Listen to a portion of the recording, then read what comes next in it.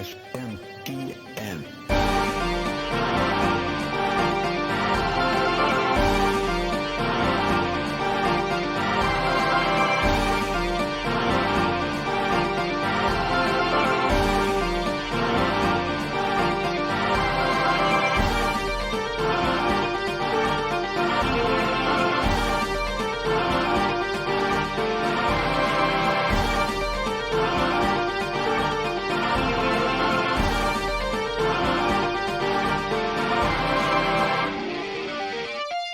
How's it going, everybody, and welcome to Shin Megami Tensei Network Link 374. I'm your host, Spencer Presley, and joining me this week is our very special returning guest, Crystaahhl. Crystaahhl, how are you doing today? Hi, I am doing good. Thank you for having me yet again. I can't believe you wanted me back on the podcast. Again, this is the third time. Why? Yeah, the restraining order very delayed. It's apparently a Okay. very long and arduous process to get started, and we already have these kind of booked well in advance. So once that is finally legal tender, we'll be able to enact that. So But I that think makes we a just lot of got a sense. couple. Yeah, a little bit more time left for that one. But how are Mm. you doing on this? Hopefully not too aggressively or oppressively hot day. What's the weather like for you guys up there? Is it just like overclouded, or like, Uh, does Canada get hot? What's oh happening up my there? gosh. Yeah, it's been like, you probably don't read Celsius, huh? Like I was gonna say I it's mean, 23 right listen, now. I'm not the smartest cookie in the container, but I'm I can translate. You're not gonna throw me like meters, and I'm gonna be like, excuse me, I don't know what is this moon language you're referring to? It's like, okay, so right now it's 23 Celsius, which I'm pretty sure is in the realm of like 75. Like it's very comfy right now. And but yeah, like a couple weeks ago it was like 33, 32, which is like 90s-ish. Like it was obscenely hot. So yeah, it's been kind of disgusting, but I'm thankful that this week is dying down. But yeah, weather's been like very nice. It's been like a very pleasant summer. How about you? Time is going too fast. It was really Mood. funny, like funny in an extremely sad way. Of like, I was talking to my wife recently. And I was like, I feel like I've been so stress free this year compared to the last two, and I just Oh. couldn't put my finger on it. Like, I didn't feel like there was any like my life definitely could be better, but it definitely is like, oh, it's been doing a lot better than it has recently. And I was like trying to think, like, why am I so like, why do I feel like I'm like less stressed than I had the last 2 years? Just like, because you haven't just been sporadically like shit canned from your job. And I was like, you know what, that will do it. Not having to just like throw yourself ass first into the job market might help. Yep, indeed. But been good. I am currently like drowning in games. Like, I have so much like game guilt of, oh man, I really want to roll credits on Raidou. Still trying to fit in like P5X, but then like Death Stranding is beating me over the head with a Monster Energy can drink. Oh. And then Yeah. let me tell you, if you want to try to be productive, Donkey Kong Bonanza is a bad game to own because, man, I want to it play. is so fun, so great. Ooh. And let me tell you, much like I don't have a lot of rules where I'll instantly judge a book by its cover, but Yeah. if you come up to me saying anything besides how much you love and adore Pauline, you Hmm. are dead to me. She is the most perfect cinnamon roll sidekick companion ever, and it's like, oh Aww. my god, like I don't know how they did it. Like she needs to be put into Mario Kart World instantly. I want 30 She is costumes. there. The game is, it's just like, it's such a delight. And Hmm. then I'm just like, the guilt of everything else is like, I just need to clone like 4 of me to play everything going on right now. Oh yeah, I've been living in hell because like it hasn't helped that I've been playing 100 Line Defense Academy for 3 literal months. Boy, so that kind of carried I mean, over. could there be any more endings to a game? That's the real question for Oh that one. yeah, there is, and they're still writing more. So yeah, they're the answer to your question is yes. I was gonna. I think we've talked about this before. What if much have you gotten to play in terms of like splitting your time of stuff you're making for stream or like videos versus like, this is me time. Like, I'm just gonna play this offline and just kind of you like play it like that. Have you had anything you've been able to kind of play off stream, or it's Ugh. just been like go go go? It's been like go go go. Like I think like 98% of everything has to be videos or something, and I barely have any time outside of that because my outside of stream and recording time is usually dedicated to cosplay and planning more YouTube videos, whether it's scripting or whatever. So yeah, there's really no downtime. Like the only thing I've managed to squeeze in, I've played like 8 hours of Mario Kart World in the past month, so I think that that's some decent extra time, I guess. And then besides that off stream, I've been able to play the Yu-Gi-Oh! Early Days collection. I used to be an avid Yu-Gi-Oh! Fan. And when the Early Days Really? I collection would not came have out, guessed. oh yeah, I was a big Yu-Gi-Oh! Fan growing up. I freaking loved it. But yeah, so I was actually really excited about the Early Days collection, and I bought that like 4 months ago when it was launched. And I think there are 14 games. I might be wrong on the amount of games, but I think there's 14 games in that collection. Too many. The answer is too many. Yeah, but I beat the first 2, and then I'm on the 3rd game now, but you know, it's been like 4 months and it's been hard to come back to. But I'm trying so hard to play that in my off-stream time. And then the other game that I've been kind of peeking back into here and there is Roller Coaster Tycoon. I'm a sucker for my nostalgia. That's such just like a comfort game. Like It Roller Coaster is. Tycoon, you could play for like 50 minutes or like 5 hours straight, and you'll still be like satisfied. That's like the nice thing about it. But also at the same time, the dangerous thing about it. Mm-hmm. Now hold on. What version of Roller Coaster Tycoon like do you go back to play? Because I feel like most people usually just play 2. Yeah, 2 is my go-to, and the 2 expansion packs that go with 2 are my favorites, like Loopy Landscapes and oh god, what's the other one? Twisting something. But yeah, 2 is the best. I forget if either you have posted this or are aware of this, but I really hope. Have you seen the like extremely loud and I would say visually very busy mouse pad they put out for Roller Coaster Tycoon? I think Fangamer did it. What? No, I didn't see that. I'm gonna send you a link to this. Oh my god. Because this better be here still. Okay, it's still in stock. And this thing is fantastic. It is just a giant desk mat. I think it's like it'd be like a 2XL desk mat, and it's just like you're just playing the game underneath your keyboard. My childhood.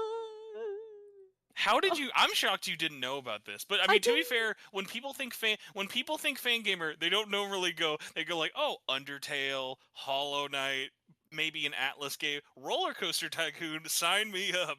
Wait, I've actually never heard of Fangamer, so awkward. No way. Yeah, like, I've never heard of Fangamer ever. They've done a bunch of physical games. I bet you've at least probably seen. So like they did all the physical versions of Celeste, Hollow Knight, Undertale. Now I'm sure you would be the kind of sicko who's like, you know, who wants a Mr. Bones Wild Ride T-shirt? Me. Oh, heck yeah, absolutely, right up my alley. But yes, they do a bunch of cool stuff. They have they do all the vinyl that they can steal from I Am 8-Bit, because I Am 8-Bit likes to get all the Persona stuff. Oh, but yes. Fangamer has done all the vinyl for like SMT 1, 2, if they've done 3 and 5. So the only ones missing are 4 and Vengeance. I had no idea. Dang. Yeah. Thanks for more places to throw our non-existent money at. Yeah, I was gonna say, God, I would love this mouse pad, but I'm like, man, I really spending money, yeah, in this economy. Well, I was gonna say you've moved, so I assume for the next 12 months it's like ice soup for you, right? Oh, bro, you have no idea. I moved. I also invested a huge amount, and then I also paid off a car. So all this year. Are you doing an AGDQ speed run of how quick can I go bankrupt in 1 year? Pretty much, yeah, because this was all this year. It's yeah, I'm like shocked. But to be fair, I've been saving up money and barely spending it for like 10 years. So it's kind of like it all just got dumped this year because I was like, I need to do something with it. And so I just did. But yeah, now I'm like just, but I usually don't. I'm a very frugal person, so I don't buy something unless I absolutely love it. But man, this mouse pad is very, very close to hitting that point. Well, I mean, now at this point, what you just need to do is just tweet enough at either Atari or Fangamer and then hope someone is nice enough to give you a mouse pad as a housewarming gift. Oh, yeah. Oh, yeah. Housewarming gift. I'm sure that they would do that for me. Oh, yeah. Okay, totally. I'll hit them up. But I was gonna say kind of related Mhm. because I haven't had a chance to bug you about this. And by the Sure. way, in pure tradition for it, any questions I have that you don't want to answer, you definitely don't have to. But I was gonna be like, what's a good way for if people haven't been following you recently, things they may have seen you with? You lucky duck, had Mhm. a fun opportunity to play something we're going to talk about as our main topic today, Persona 5X, The Phantom X. Oh, I'm pretty yeah. sure that's the full title. But you had that Mhm. whole kind of like, because I know there's always different words for it with it, because you Mhm. were sponsored to play it early, which was just like, because it wasn't like, oh, you're just playing the game, because that was the weird thing with P5X of like, P5X has been in this weird like Ah, primordial version of being out for 2 years, and then like with yeah. the worldwide release, it was very funny of like, hey, here's the release date, we're going to kind of announce this out of the blue 2 months before it comes out, and then like leading up to launch. And I don't follow mobile games a ton, so maybe this is a lot more common. I thought Yeah. it was very weird that like they hired you and a bunch of other streamers to just be like, okay, the week before it drops, we're gonna let everyone stream this game early Yeah. just to like tease us for a couple of days with it. Like, what was that experience like for you? And Oh is my that kind of gosh. common? Because I was sort of like, that's very weird. I have actually a lot of tea that I've not spoken about. I don't think I would ever say on stream, but I think it would just stay here. But you get to choose the level of tea that you want because there's multiple things that I could say about this entire process. So, like on a scale of like 0 to 10, 0 being no tea, or 10 being like literally give it to me, give it all to me. How much tea do you want? Here's an answer as I take a sip of my tea next to me right now. Okay, okay. It's a 10. I want all that tea. Oh my god. Okay, I'll go in chronological order then. It's It been was a roller coaster. 1776. I think I'm about to talk about I think I'm allowed to talk about this. There's like I don't see why not. So there's a lot with P5X. It's been a bit of a roller coaster. Um so first off, them reaching out and telling me that P5X was going to be announced 2 months prior to the first trailer. That was hard because that was like the earliest announcement for something I was really excited for, and then you just like can't. You're under super NDA. You can't tell anyone for a long time, and I was just stupid fucking excited about P5X. I'm like, oh, okay, you told me so early that this game was coming out and being released, and then I can't say anything. That was like kind of BS. That's where it started. And then a month later, I think the reason why they told me early was because they were planning Anime Expo all the way back in April. So they knew that P5X, they had to release the trailer because they were going to advertise it at Anime Expo. And they had initially asked me to be the quote unquote panel moderator. And they also wanted me to do 1 hour of stage programming at Anime Expo every day of the con. And they were basically inquiring to see if I would be interested in this opportunity. And like, of fucking course I was interested in the opportunity. And then what happened? I was so mad. So cue a month and a half of radio silence after that, because I understand that these things take a lot to plan. So I'm very used to radio silence for a very, very long time when it comes to these things. I'm not like, I'm familiar with how these things go. So a month and a half, I'm like, okay, well, now it's 2 weeks prior to Anime Expo. And I'm like, okay, well, now I should probably know if this is happening or not. And then I don't know if you saw much about Anime Expo or the booth or anything, but I had I found. was unfortunately overly aware. Oh, yeah, yeah. Because I did not go this year, it Mm-hmm. was one of those things of I had a lot of people there, so it was like I was getting it in my feed, plus Yeah. everyone going to all the panels and stuff of like Yes. I was having that thing of I learned too much because I was not there, and then it made me even more sad. Yeah. Well, I was really sad because now I was sad about it, but I couldn't be mad because I knew it was a good decision on Sega's part. But Sea Dog VA took the role that I was supposed to have. So that's why I got the radio silence. And I'm like, Oh, well, you guys could have just fucking told me because I was supposed to do the stage programming that he did and then the MC of the panel that they had.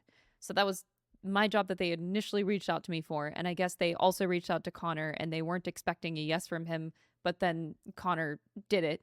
And that's totally fine. Like, that is a good decision on their part. Connor is a much more worthy investment than it would to get me doing that event. But I was still very, very upset about it. And this is not something I've told anyone publicly. I've just kind of just it was just a sad opportunity that like slipped through my fingers and there's nothing you can do about it cuz this stuff happens all the time. This is not the like last time that this will happen to me and it's definitely not the first time either. But man, I was just so upset cuz I was like that's a damn fucking amazing opportunity that they even offered me. But at the end of the day, I'm very happy that they even considered me for that type of a position. I think that that's like a huge honor that they asked me to do that in the first place. Like the fact that they thought of me for that type of job was a huge honor. So I'm like, okay, I'm gonna keep doing what I do. You know, just keep going until I'm totally bigger than Mr. Sea Dog VA, and then I'm considered more highly. No, I'm just kidding. I never will be. But to go back to your thing, so those are like My the two God. other things. And then when it comes to the streaming sponsor, man, that was a weird thing because they wanted to push the game a week early, right? So they reached out to a bunch of people to stream the game a week early. And I don't know why they were doing this marketing push. Like, honestly, I didn't really understand it much. I actually denied it because they were pushing me to play it a week early if I couldn't do it on my mobile phone, which I'm not really familiar with streaming from mobile. If I couldn't do it that way, then they were going to give me a ROM. And they were like, can you make this ROM work and stream it from there? And I'm like, wait. I've actually never gotten that request before. So, okay. I thought that was so weird, but I actually denied it because I didn't want to lose my progress. Like, I'm not going to stream the game for 2 hours on this ROM because then when I go to play it on Steam, none of that save data is going to carry over. Like, what do you mean? Like, I'm not going to restart. So, No way. So when they reached out initially, the only way for it was like just to give you like a separate build for mobile only. They didn't like offer the PC one first. no. So, yeah, exactly that. So, we had to do like their ROM file that they were trying to push. And I'm like, okay. But yeah, I actually ended up denying it and I was like, look, if you want to sponsor me, it's going to be on the official launch date and I want to do it with the Steam release. I didn't give them a reason why, but my main reason was because I didn't want to waste my time doing a 2 hour stream minimum, which I would have done at least 4 hours, but I didn't want to do like the first 4 hours of the game and have to redo it later. Like that just is so silly to me because I'm looking at this game for the long run. Like I want to play this regularly every day, do my dailies. Like I'm going to be playing it for a long time. I'm not going to like play this game a week early just because you really, really want me to for like this BS and then lose all my progress. Like, nah, I was not about that life. So I denied it, but they ended up being okay with me streaming it on just like the official launch day so that I could play it on Steam. And I was thankful that they stuck with me for that because I know it's like kind of a weird request. And I just kept denying them. This is not the first time either, but those are many other stories. But yeah, so it was a weird marketing that they did for sponsoring streams the week before. And that's all three things. So like the Anime Expo thing, the global release trailer, and then the official launch of the sponsored stream. Giant honestly, I call it a mess, but that's just a mess behind the scenes. I guess it wasn't a mess otherwise.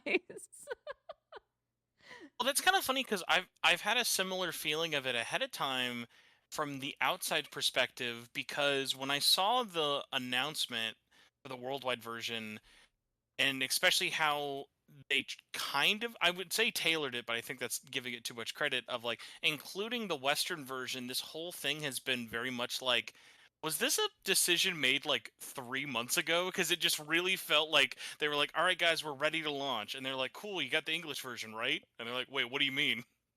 And Yeah, yeah. it's been kind of funny because like even the announcement video had so many weird decisions. Like they had a segment of like, hey, Persona 5 is really popular in the West, so we reached out to some influencers and press people to talk about it or ask us questions. And like all the questions are like, if you went up to like local person at anime convention, like it was like one of those things of like these Oh. are these are not great questions, and these are not like if I was in this video and this was my question, I would be like, could you please have left me out of this, because they were like very milk toast kind of things of like, Huh. it was like, what makes Persona 5 so red, like how what is it like to have invented jazz? Will it be hard for you to bring such red jazz to my phone and mobile devices? So all that stuff was Wow. very kind of weird, because like, and I'm not, like I said, I'm not the most well versed stuff with long running like mobile focused like gotcha games. I'd say the ones I have the most experience with are all the like Big MiHoYo stuff.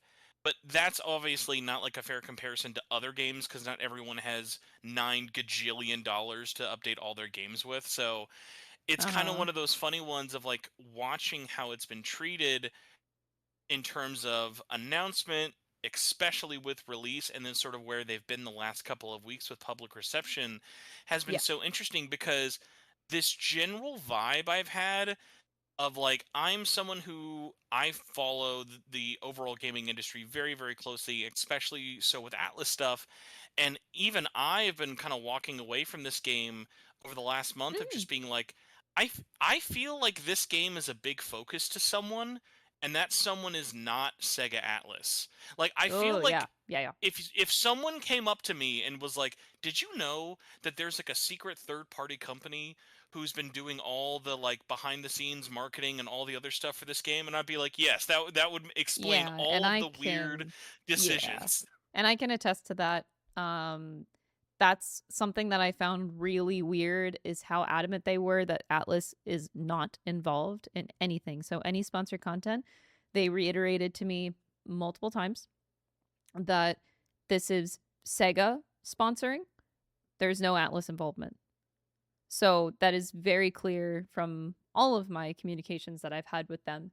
And it feels very like dystopian because it's like, okay, P5X, you think Sega Atlas, and you're like, okay, but Atlas is not doing any of this, none of it, none of the marketing whatsoever. It is just 100% Sega, and that's whatever. Now I am more in tune with the Atlas team, the overarching Sega team is a little bit more out of my jurisdiction of having communication with them directly. So I don't know what is going on, but shit has been really weird, and that's all I can really say about that. It's just been feeling weird. I don't get it. Okay, that makes me at least feel a little less like I've been getting gaslit by this game for the last like 2 months. So that makes a little bit more sense for me. Yeah, because like Um, Sega is making these weird decisions, and I know that Atlas would not do this. They're like, uh, it's frustrating. It's frustrating. no, and I mean, and the like kind of funny thing with everything going on for it was, I actually was sort of surprised how well it seemed to have been rolling at launch with everything, because Mhm. with it coming out, it was one of those weird ones of like, and I mean, again, the weird decisions are almost never ending with this thing, but even something as limited like, I know at least 5 people at Sega Atlas who even were asking me, like, not like why, but like the how do you feel about this? How do we think people feel about this? And I heard so many other people be like, why is this game releasing a week after Raidou Remastered? Yes, Like, because it was it's Sega. It's like, not it is, Atlas. yes, it is just so weird, because it's that whole thing of being like, I think obviously even if it was swapped, the feeling would still be the same if it had released like the week before Raidou versus another. But it was very odd of like, clearly it's not like they're sending it one out to die versus the other. It's two very different departments and things. But you're inevitably just setting yourself up for disaster of people looking at like, even Hmm. even something as tiny as like people sharing Steam concurrence. Be like, look at all these people. It's like, no duh, one of these is free and the other one is a $50 like PS2 remaster. Like, Yeah. comparing them are very big apples to oranges, but because we normally don't get that many like Atlas things at all in general, and I guess also another thing that probably didn't help with it in the long run, but is harder to really blame on one reason or the other. I think coming off of last year, any year that didn't match it or exceed it was going to be insane. So like looking at all the games they had with like P5 Tactica, Mm-hmm. Reload, Vengeance, Unicorn Overlord, and Metaphor all releasing in less than 12 months of each other, This. then Oof. this year all we have is P5X and Raidou, and they're coming out within 7 days of each other, Yeah. is gonna leave people with like a whiplash, you know? Yeah, exactly. It was that was actually, you reminded me of the timing, because that was another reason also why I denied sponsoring the sponsored thing for like streaming P5X a week early, because they were asking me to stream it on Raidou launch day. And I was like, I'm going to be playing fucking Raidou. Why are you competing with each other? Like, because one was Sega and the other one was Atlas. Like, they were two separate entities. And I don't know why Sega would do that to themselves. I genuinely do not understand that. You didn't want to send an email back saying, "Excuse me, Mr. Sega, why are you trying to cuck Raidou? He's been a very good boy. It's And been a very long And time I was so much since looking he's been in the forward to limelight." Rhino. And it was so upsetting for me, especially because, like, I'm used to getting, like, sponsorship things for new Atlas releases, and they didn't do anything for Rhino. Like, nothing. No marketing. And that upset me seeing that, too. I'm like, you didn't do anything to push Rhino. It's like you gave up on it, and, like, P5X, I don't know. I don't know what happened there. I genuinely don't understand. My favorite way to explain to people the level of like budget we're putting into marketing for one game versus the other. Like look at the little plush they did for SMT5, and even the same thing with the Vengeance one, but like SMT5 is a good example of like here is this like very derpy looking potato bean plush we're making for this game, and we're going to do a giveaway for it. And then what did they do for Raidou?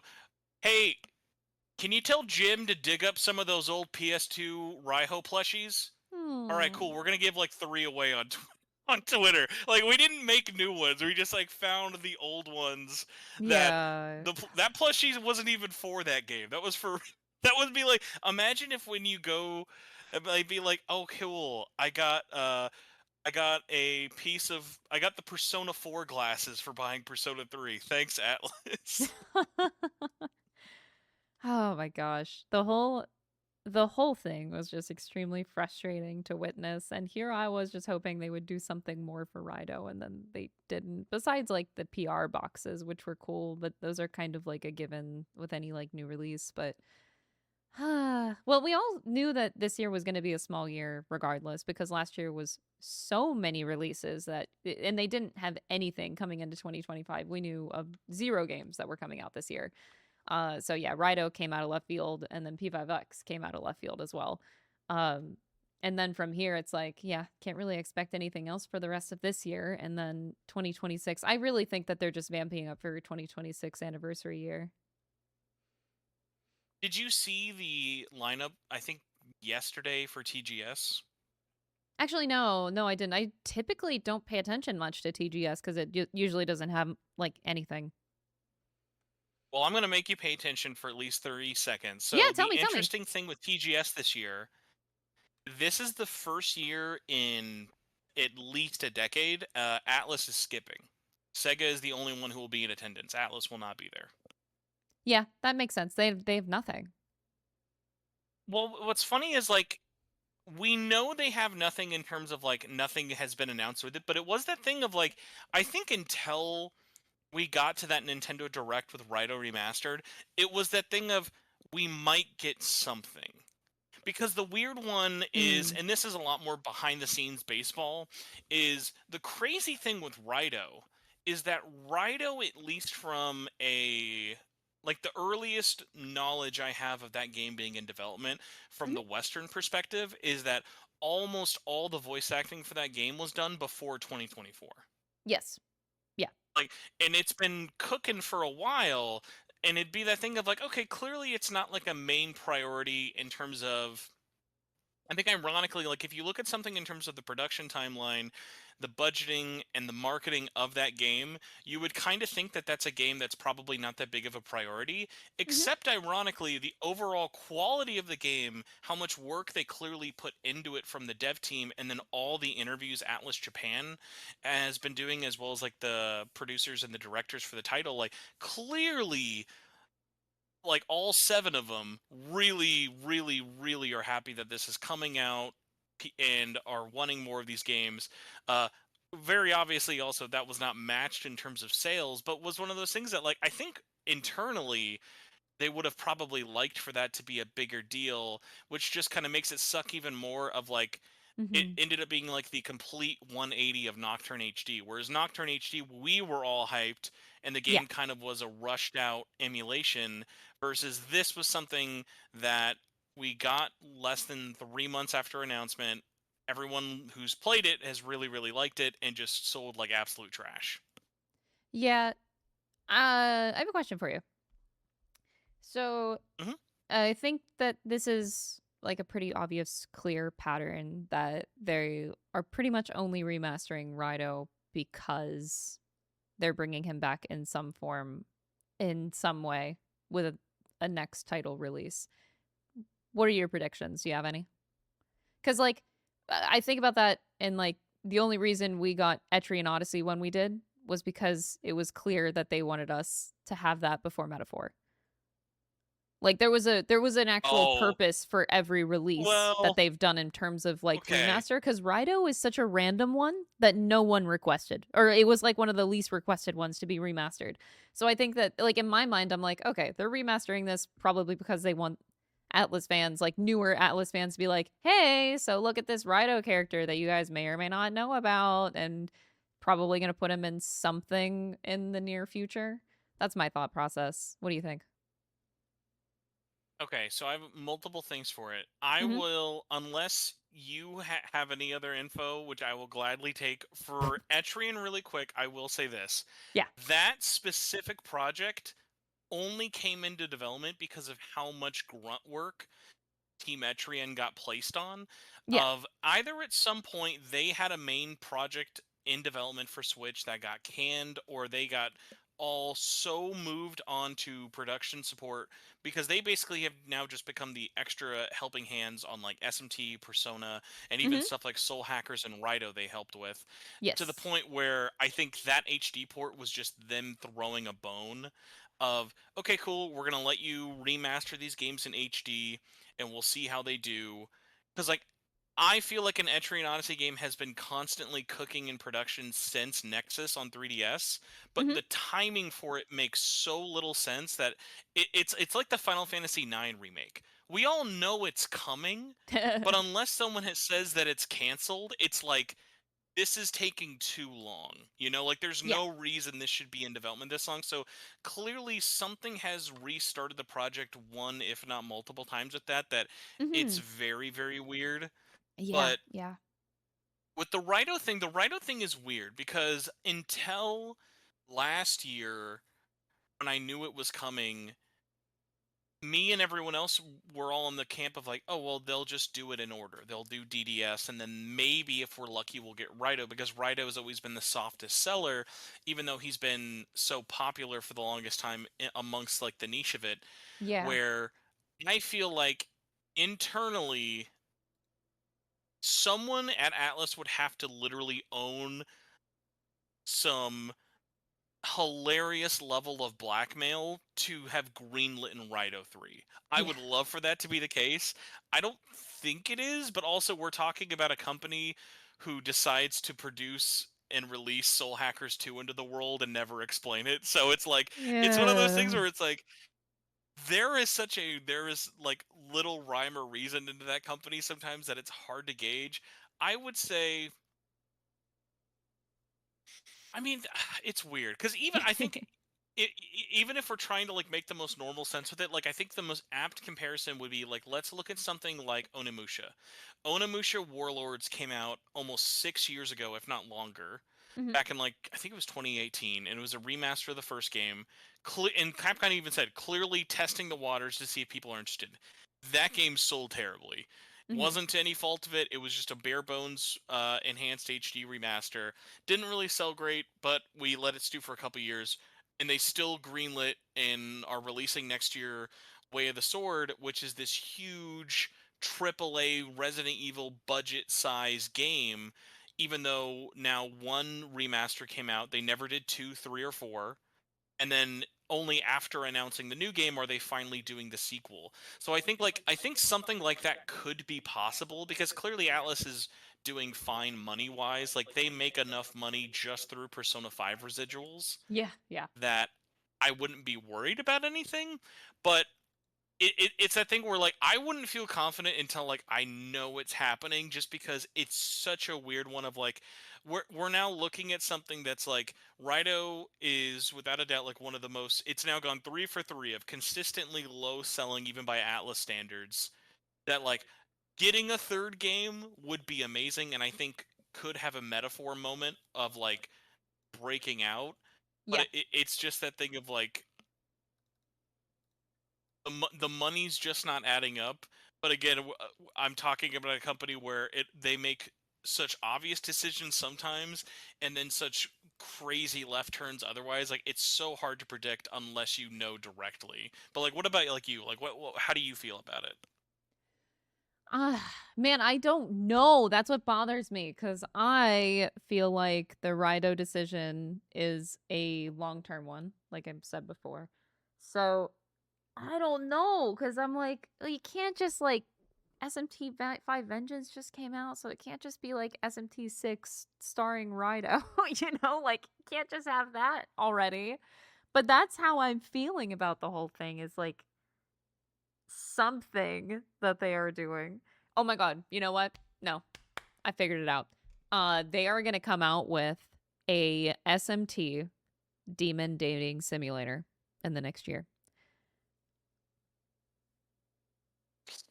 My only hope is that it's literally just a date anything ripoff where you're just dating every, like, demon character, cameo, and etc. from that entire series.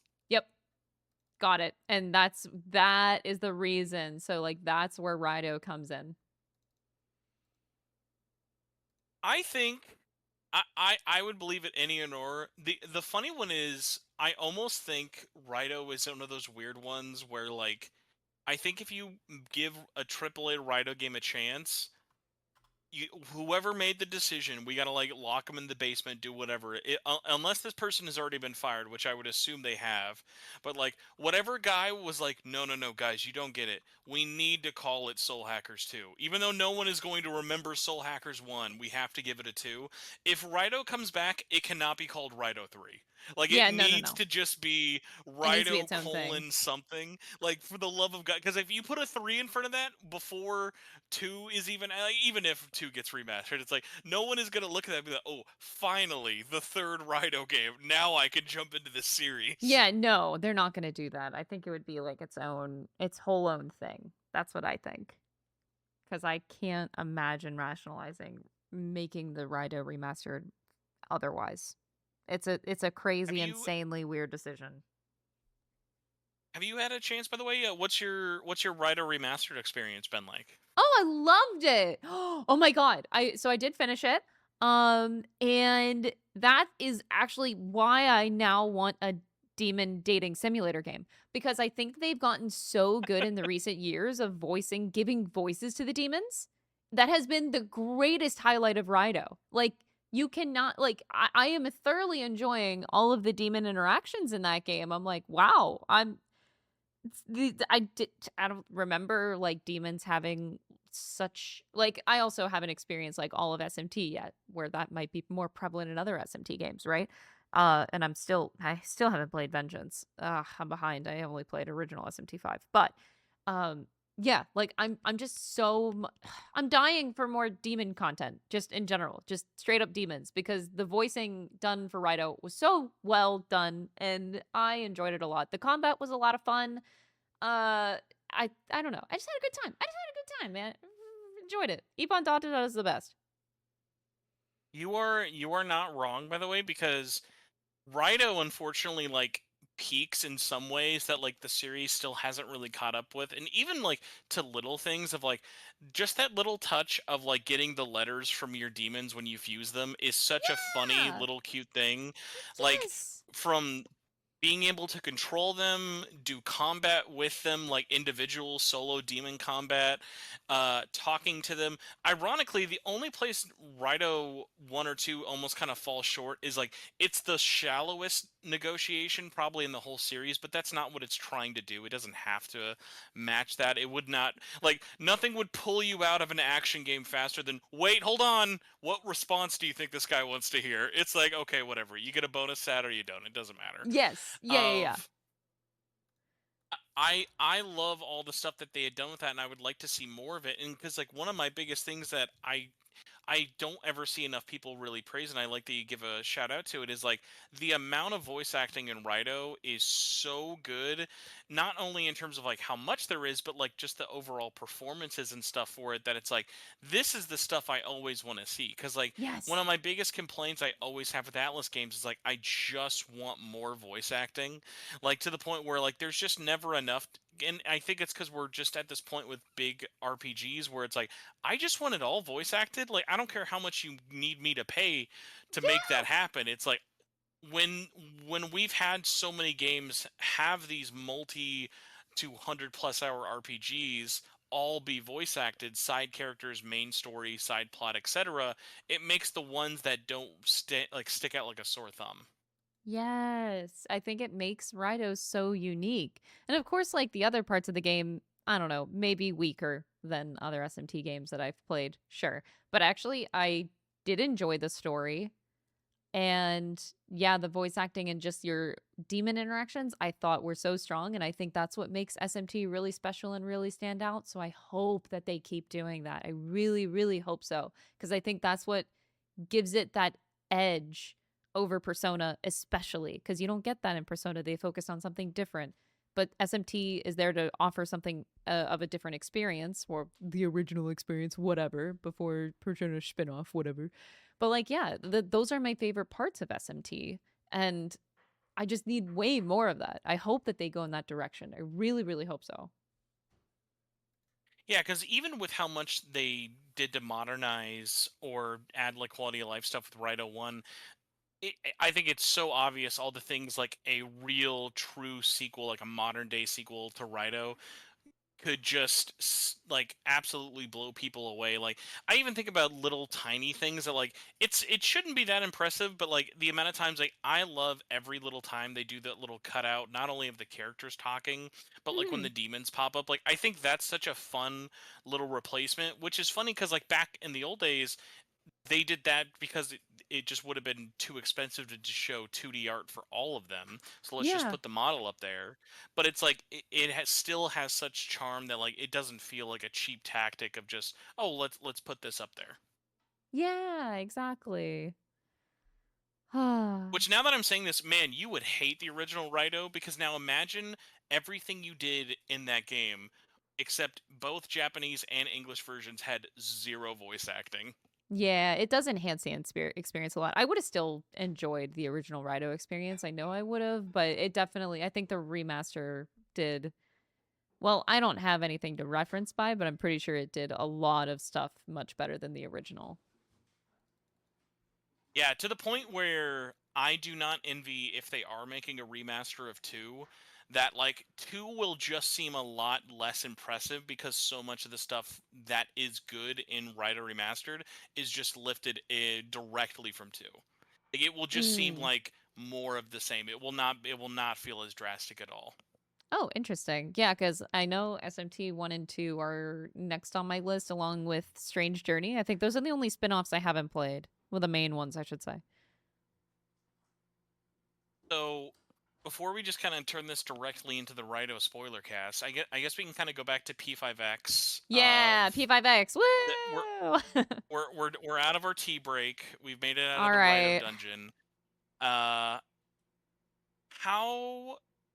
Because there's not a ton in the. That's what the funny thing. Like when I ask people about the game, it's like, they're like, oh, how far are you? It's like, well, there's like 2 palaces. There's not really. It's hard. It's hard to either be stuck in the middle or whatever with the game. So I want to start by asking you, how are you enjoying the game as of right now? Like, are you playing it daily? Is it like Hmm. taking it? Because like talking about, we're in no short supply for good games right now. Yeah. So like, where is it kind of fitting into your mental schedule? Okay. So I feel like I have so much to say. Okay, I don't know. I'm trying to figure out where to start. So I am You playing you're daily. you're you're you're like prepping me like you're about to break up with this game. Like when the joke be like, Oh it's no not no. me, it's you. No, it's just a love-hate relationship, but like no, I'm enjoying my experience a lot. If I didn't, I would not be logging in every day. Like I'm doing dailies every day. I'm keeping up with it. I'm enjoying the content overall. I think it has potential. I like the groundwork. However, I don't like the lack of originality. It is just copy paste Persona 5. Here's your different characters, and that's it. Like, there's nothing that feels creative about it. And it's not stopping me from playing the game, but I'm just hoping that it has a payoff at some point. So I'm holding on to a sliver of hope with neutral expectations that it gets a little bit more creative than it is right now. That's why I keep up with it. Because I'm like, okay, I'm not losing hope in the game, but I love the characters, don't get me wrong, but like, if you've played P5R, I have a hard time believing that you completely love P5X because it's like, okay, this is the same game. There is nothing new. There is nothing interesting about this. It is the same thing. It is the same slop, except, no, I should say it's the same thing but slop. There we go. Um, and so that's where I'm like, it's a little bit frustrating to play it. And then it's equally on top of that more frustrating with like the global treatment. And of course, I'm keeping up with all of that news. So that's also added to like a level of frustration. And I've been trying to add my voice to it because for some reason, the team is like following me and listening to the things that I particularly am saying. And that scares me knowing that. But I'm trying to use that in a positive way for the community. Like I'm not afraid to talk shit to them. I'm not afraid to speak my mind at all. In fear I that mean, yeah, like I the check cleared. We can now say whatever we want now. It's free. This is free reign from yeah, yeah. So I'm not gonna lie, I actually have been kind of scared, especially like I don't know, I could be nicer and stuff, but I have been criticizing the game. Heck, I even like on my stream was encouraging people to review bomb because review bombing is the best way for companies to take action. Like you can sign petitions all day, but 9 times out of 10 that's not going to really get anywhere, but like companies are going to be forced to act if you do review bomb because it is something that we can do as consumers that actively really hurt a company and their game. So, and the thing is with review bombing, that can flip upside down too. So it's not like a permanent thing. If they do something about it, that can be fixed. That's why it's such a good form of putting your voice out there and critiquing the game. Like I encourage that. So I was like saying this live on stream and just like an added story because I thought this was funny. I was encouraging reviewing bombing on last Monday whenever this whole shit was going down. And then I was nervous that this would hurt my relationship with Sega. And then not 2 days later did they send me an email and they're like, "Hey, the Sega team just wanted to let you know that they absolutely loved your content, your P5X content." And I'm like, "Excuse me?" I just Sir, are you aware of the latest content? Have you refreshed the feed? I could not Would you like believe to reading that redact this email. email? Was it did you want to be like, was this drafted on Friday? Are you caught up? Did you watch? Did you catch everything up before sending this? I couldn't believe the timing because I was like legitimately so nervous. And then I get sent that email and I'm like, oh my God. Okay. You clearly didn't watch my latest stream. Or maybe you did and you actually just don't care, which I'm hoping it's the latter. That'd be great. But oh my God. The timing of that was too great. But yes. Um, so going back, like, yeah, just not happy with the treatment. And I'm glad that they made some sort of a half-assed response. It's something, but we'll, we can't really do anything or say anything without seeing their actions. Like their words mean nothing if they don't actually do anything, right? So we'll see what they actually do, if anything. Are you particularly hopeful yourself or no? Well, going back a little bit to like what I talked about before, I think because of the lack of like direct ties to Atlas with this, and I've sort of been like coming at this game in an interesting course of I've been following it the most I can with a 10-foot pole for the last like 2 years of like I see the news, I see when they're doing collabs, I see when they're doing stuff, but I'm not spoiled on anything.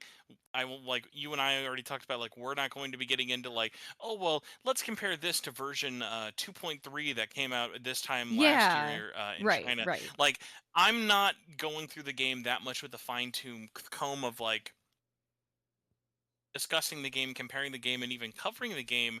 Mhm. But what's been funny is like because I had set my expectations so low for where I was at pre-launch and with it being free, I was like, okay, I've just got a new phone, not just for this game, but I needed to get a new phone anyway.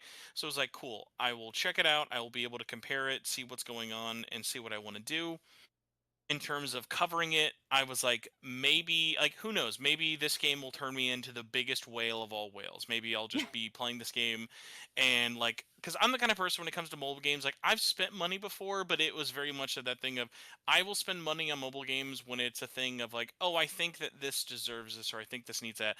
I'm never the kind of guy who's like, okay, I could get a C6 Ganyu if I wait maybe 3 or 4 months and I grind it out, or I could just pay like 50, $60 and get it now. Like, Yes. I'm Yeah. definitely the guy who would rather like grind it out or just know that it's not that important and not need it to progress. Because when I'm playing games like this, I am that sicko who is in it for the story. Even if the story isn't always great, it might just be a thing of I'm here for the story or I'm here for the gameplay, etc. And with P5X, what was interesting was I jumped into the game giving it the most fair chance possible. Hell, to the point where I even found out how to stream a game from my phone onto YouTube, which let me tell you, Oh, dang. should have been a lot harder than it was, but also was way more work than I was expecting to give that game. But I think I streamed it on launch day for like 4 something hours, and it was that thing of like, I was extremely impressed by the production value. Yes. Yeah. Again, by mobile game standards, there's a lot of Mhm. good that goes into that game, but I feel like when I'm complimenting P5X, I feel like I'm complimenting a really good trip to McDonald's. It's Yes, like, that's a great bro, description. this was some great trash food. Like, dude, these Yeah. fries are when they're not clogging my arteries. There's some good fire in these fries. It's like, it's not necessarily baseless praise. Like there was real work and things that went into it, but it's like it's constantly backed by an asterisk or a but Mhm. and Yeah, yeah. statement and going into it with that. So there are so many little weird things with it of like this is not a game that I have even once been like, oh my god, you gotta play it. Unless Yeah. I have a couple friends who I know like gotcha stuff but don't dive into everything. I was like, hey, you should at least check this out because ironically, and I think this is definitely gonna hurt the game in the long run with its initial stickiness. Yeah. P5X has definitely felt like one of those games I can tell people of like, hey, just play it because like the lack of stickiness has actually kind of been a benefit to me of like I'll miss a day or two and not feel bad about it. Like while I'm going through the palaces and doing like side content with it, it's that thing of like, oh, this is really good at killing time, but Mhm. I've gotten to the point for various reasons while like playing the story where I'm like, I think this is disposable to the point where it's going to hurt the overall discussion of this game of like I've had so many conversations not only like with myself and other people of like I'll ask people who are farther ahead in the story than me about, oh, what did you think about this plot point? And they're like, oh, that happened, or like, oh, I don't even know what's going on anymore. Like people Yeah, are yeah, yeah. just thumbing through the story, and it ranges for so many different reasons of, oh, I don't think it's very interesting, or oh, I normally don't pay attention to mobile game stories. And I think one of the biggest ones, which I'm a little sad the discussion has died down as much as it has, but I genuinely think this game's biggest looming shadow outside of either updates or pull rates, this game's easily biggest piece of damnation I'm going to throw at it has to be the lack of an English dub. Just Mm. screams, if they don't care, why should I care? Okay. Okay. No, that's interesting and super valid because, yeah, it is extremely weird. But yeah, like this is such a funny one of like, I think I can praise this game and complain about it just as much depending on when you're talking to me about it. But it has been that thing of, I think I'm also a good test pace, and I feel like you'd probably be in the same camp as well. Like, where I wasn't going as far as like saying like, oh, I think people need to review bomb this, just because the damage was already going to be done for this game for various reasons at launch. But what was so funny was, I think while this game had a very strong launch day or two, Hmm. it didn't even last the week. It has completely fallen off Steam, Apple, and Android's top plays, and Oh, I didn't know even that. looking at something, yeah, yeah. So like, I even just checked like on the Apple and Android store, they're not even in like the top 250 of like free played games right now. And again, Damn. every time I open up the like top charts, it continuously makes me laugh. That Pretty Wow. Racing Derby is like top 3.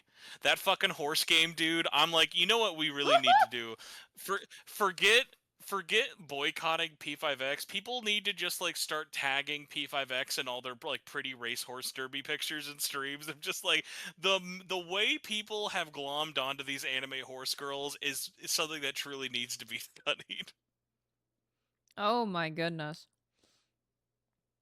Mm. So the game is in such a weird place because it's that thing of like, ironically, I almost feel like we could have two completely different episodes or discussions just about like, hey, what do you think about the game Hmm. versus like the overall backlash, because I think genuinely the backlash to it from a game perspective, I don't think they're in crisis mode, Yeah, because no. with games like this, they have so much time for it of like, they're not worried about the reception to launch stopping people from checking it out. Like, they are still running ads for this game like crazy. Although I don't know about you, like, Hmm. I do a lot of stuff still in incognito. Like, I very rarely get targeted ads like when I'm watching a lot of stuff. Yeah. But I will say I noticed way more ads for this game after it came out. Like, way, Yes. way, way fewer ads before the game. Like, did you notice that at all on your end? I don't get the ads myself, but I just get this every day that I stream. Like there will always be at least 10 to 20 comments every single day of like, "Oh, just got a P5X ad, just got a P5X ad." And that's been going on for like 3 weeks, but yes, it was always post-launch, especially the past 2 weeks. Biggest push. So I only get that via feedback from my streams and other people, but I don't have ads on my end, so I don't see them. I'm just imagining whenever you go to ad break, it's like, all right, guys, we're gonna do a quick 5 minute ad break, and it's like, you know how Twitch will just be really mean and be like, we're gonna make you watch 8 ads back to back because that's how we run ads on this site now. It'll be like, Mhm. we're gonna make you just watch the same P5X ad for 8 minutes. Like, that's just it. It's just Yeah. like, you get this one hyper focused thing, because it's like, I think there is such a crossover potential for like free to play gotcha games with P5, but it is really funny of like, even P5X is such a weird gotcha game because like, there are not a lot of games that do what P5X does. And Mhm. what's funny is there's even moments when I'm playing the game where I'm like, I almost feel like they could have leaned harder one way or the other, of like, either try to be more of a gotcha mobile game or just commit to wanting to be a Persona game more, because it Yes. rides this weird middle ground of Yeah. like, when I'll hear people complain about like, why am I limited to activity time like it's a calendar system when there's no calendar system? It's like Yesterday, just today, making you jump. Yeah, so it's like, it's just making you tomorrow. jump through these extra hoops where it's like, Yeah. yeah, like, cut out the middleman there. It's like no one's like, "Oh, thank God. I can't imagine playing Persona without knowing when tomorrow is." Yeah, to me it seems like the original pitch looked something like Black Wings comes to Sega and is like, "Hey, so we can make Persona a gotcha game." And Sega sees only dollar signs and is like, hell fucking yeah. And Atlas is like, sure, I guess, question mark. And they just have to do what Daddy Sega says. And that's what it feels like. That's what this whole thing feels like. No idea if that's how it went down, though. I will say no, because it's the thing of like, ironically, from behind the scenes production that we know about, and even just things that we've seen through like credits and actual development, like there are, I would say, artistic arms at Atlas or their partners clearly working on this game in terms of art, music, and that kind of production, Yes. but clearly story, gameplay design, hooks, mechanics, even battle systems, none of those are shared with Atlas. Yeah. It's like we're going to contract out the Atlas art team, get something from Meguro or get something from Lynn, and then like call it a day and then get back to treating this like a completely different game. Yeah. Because it is that thing of like, at no point do I feel like this game, and again, this can be viewed as a detriment or also to a benefit of like, I don't think anyone's going to walk away from P5X and be like, "Oh, I should just be playing Persona 5 instead. Why would I play this when I could just play Persona 5?" But Mm-hmm. also, you're not going to walk away from playing Persona 5 and then immediately just want to no life this game. It doesn't have that story. It doesn't have that hook. It doesn't have that finely tuned experience. Like, they're not twins. Like, they're not like two sides of the same coin. It really feels like we're dressed where it feels like Yeah. Black Wings made a game and they're cosplaying it as Persona 5. Pretty much. Yeah, that's the vibe. And But it does then at feel the same weird. time, what's funny is like the game that's there has many things ironically like that I really like that it does that either other games do or don't do. And I would even say there are more than like there's a top 10 video that my lazy ass should just do one of these days, that it's like, here's 10 things Persona 5X does that Persona 6 has to have. Because Yeah. there are so many nice quality of life things that this game does that it's like, if Atlas doesn't do it, which by the way, they probably won't because that's how they like to work, but Yeah, like it yeah. would be like so funny of like even something as tiny as like fucking Tycoon Online. Why was that not in P? Well, I was complaining about that like 5 years ago. Like that Yeah. should not be as big of a win as it is. That would sound so much fun, honestly. Um, for you though, especially because you have such a larger and very different audience than like me and stuff with it, I'd be very Mhm. curious, like from your chat and like stuff you see online, do you feel like does it kind of match the doomer energy of this game? Because I feel like a lot of people, especially with the internet, like to work in absolutes of like, oh, Oh it's the my best gosh. thing ever, or oh, it's dead. Like, Oh my god. obviously, there's a way more nuanced discussion there. Like, what do you kind of see on your side with it? What I see is no nuanced discussion, and it is entirely frustrating. I'm straight up not gonna lie. I have never, maybe I was like a new baby streaming Persona 4, like Persona 3, 4, 5, like 3, 4 years ago. Maybe it was that, and maybe I didn't see it back then. Or it could just be that it is just a different crowd, and, or maybe the Persona community got different over the recent years. But I have been extremely frustrated actually streaming Persona 5X, playing it, and just I don't really interact with the community. The community just comes at me. That's kind of how it goes. And I I'm very frustrated when I stream it because it doesn't feel like there's so much I could say. Everything feels like a hive mind. It feels like a bunch of, like, if I had to guess, it just feels like a bunch of like 15 to 16-year-olds that read something, some criticism on the internet, and then they just spew it back at me like this hive mind, and they don't think about what they are saying. I don't want to assume people's ages, but that's just, God, it's what it feels like. It's just like a bunch of teenagers or something that just can't have a nuanced thought process. Because, like, I want to critically talk about Persona 5X even on my streams, but it doesn't feel like I can, because the response I get back is, well, Atlas is, well, they did this, and this is gonna happen like this, and I'm like, you all sound so dumb.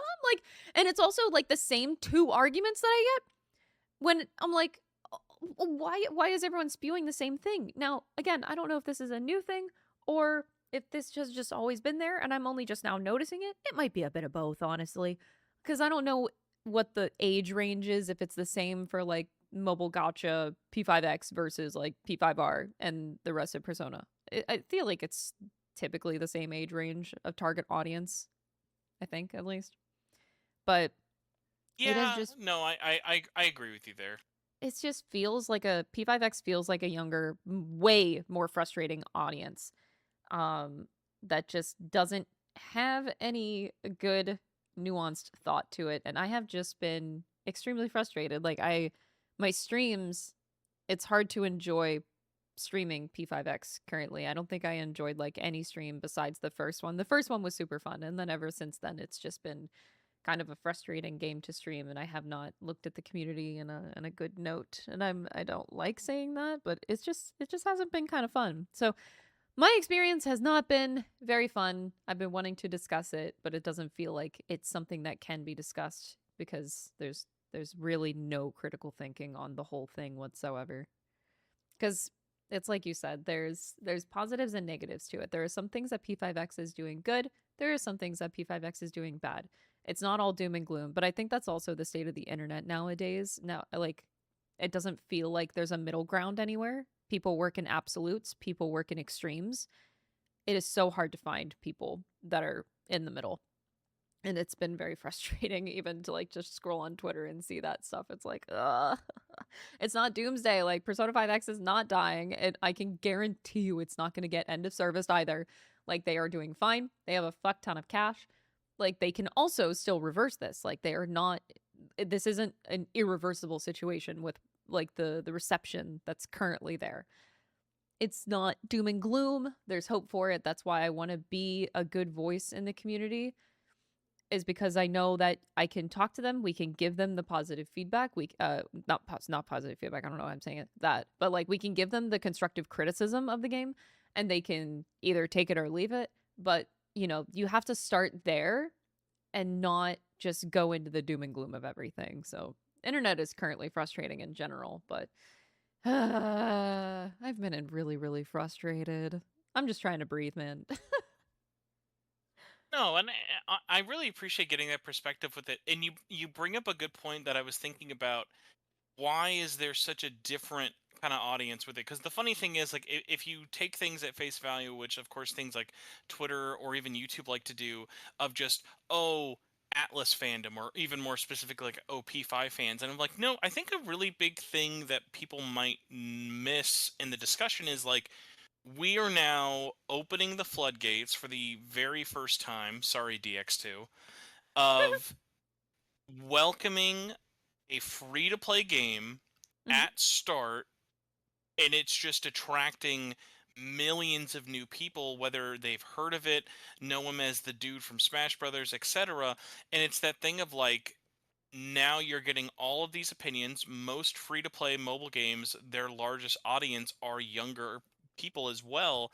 And so it's that thing where the discussion is going to be almost even more hard to filter out, because a lot of people out there, much like with like how internet minority always is, like the silent majority is always there, and either yeah, they hate it and they move on, or they maybe just play something else a little bit more or less.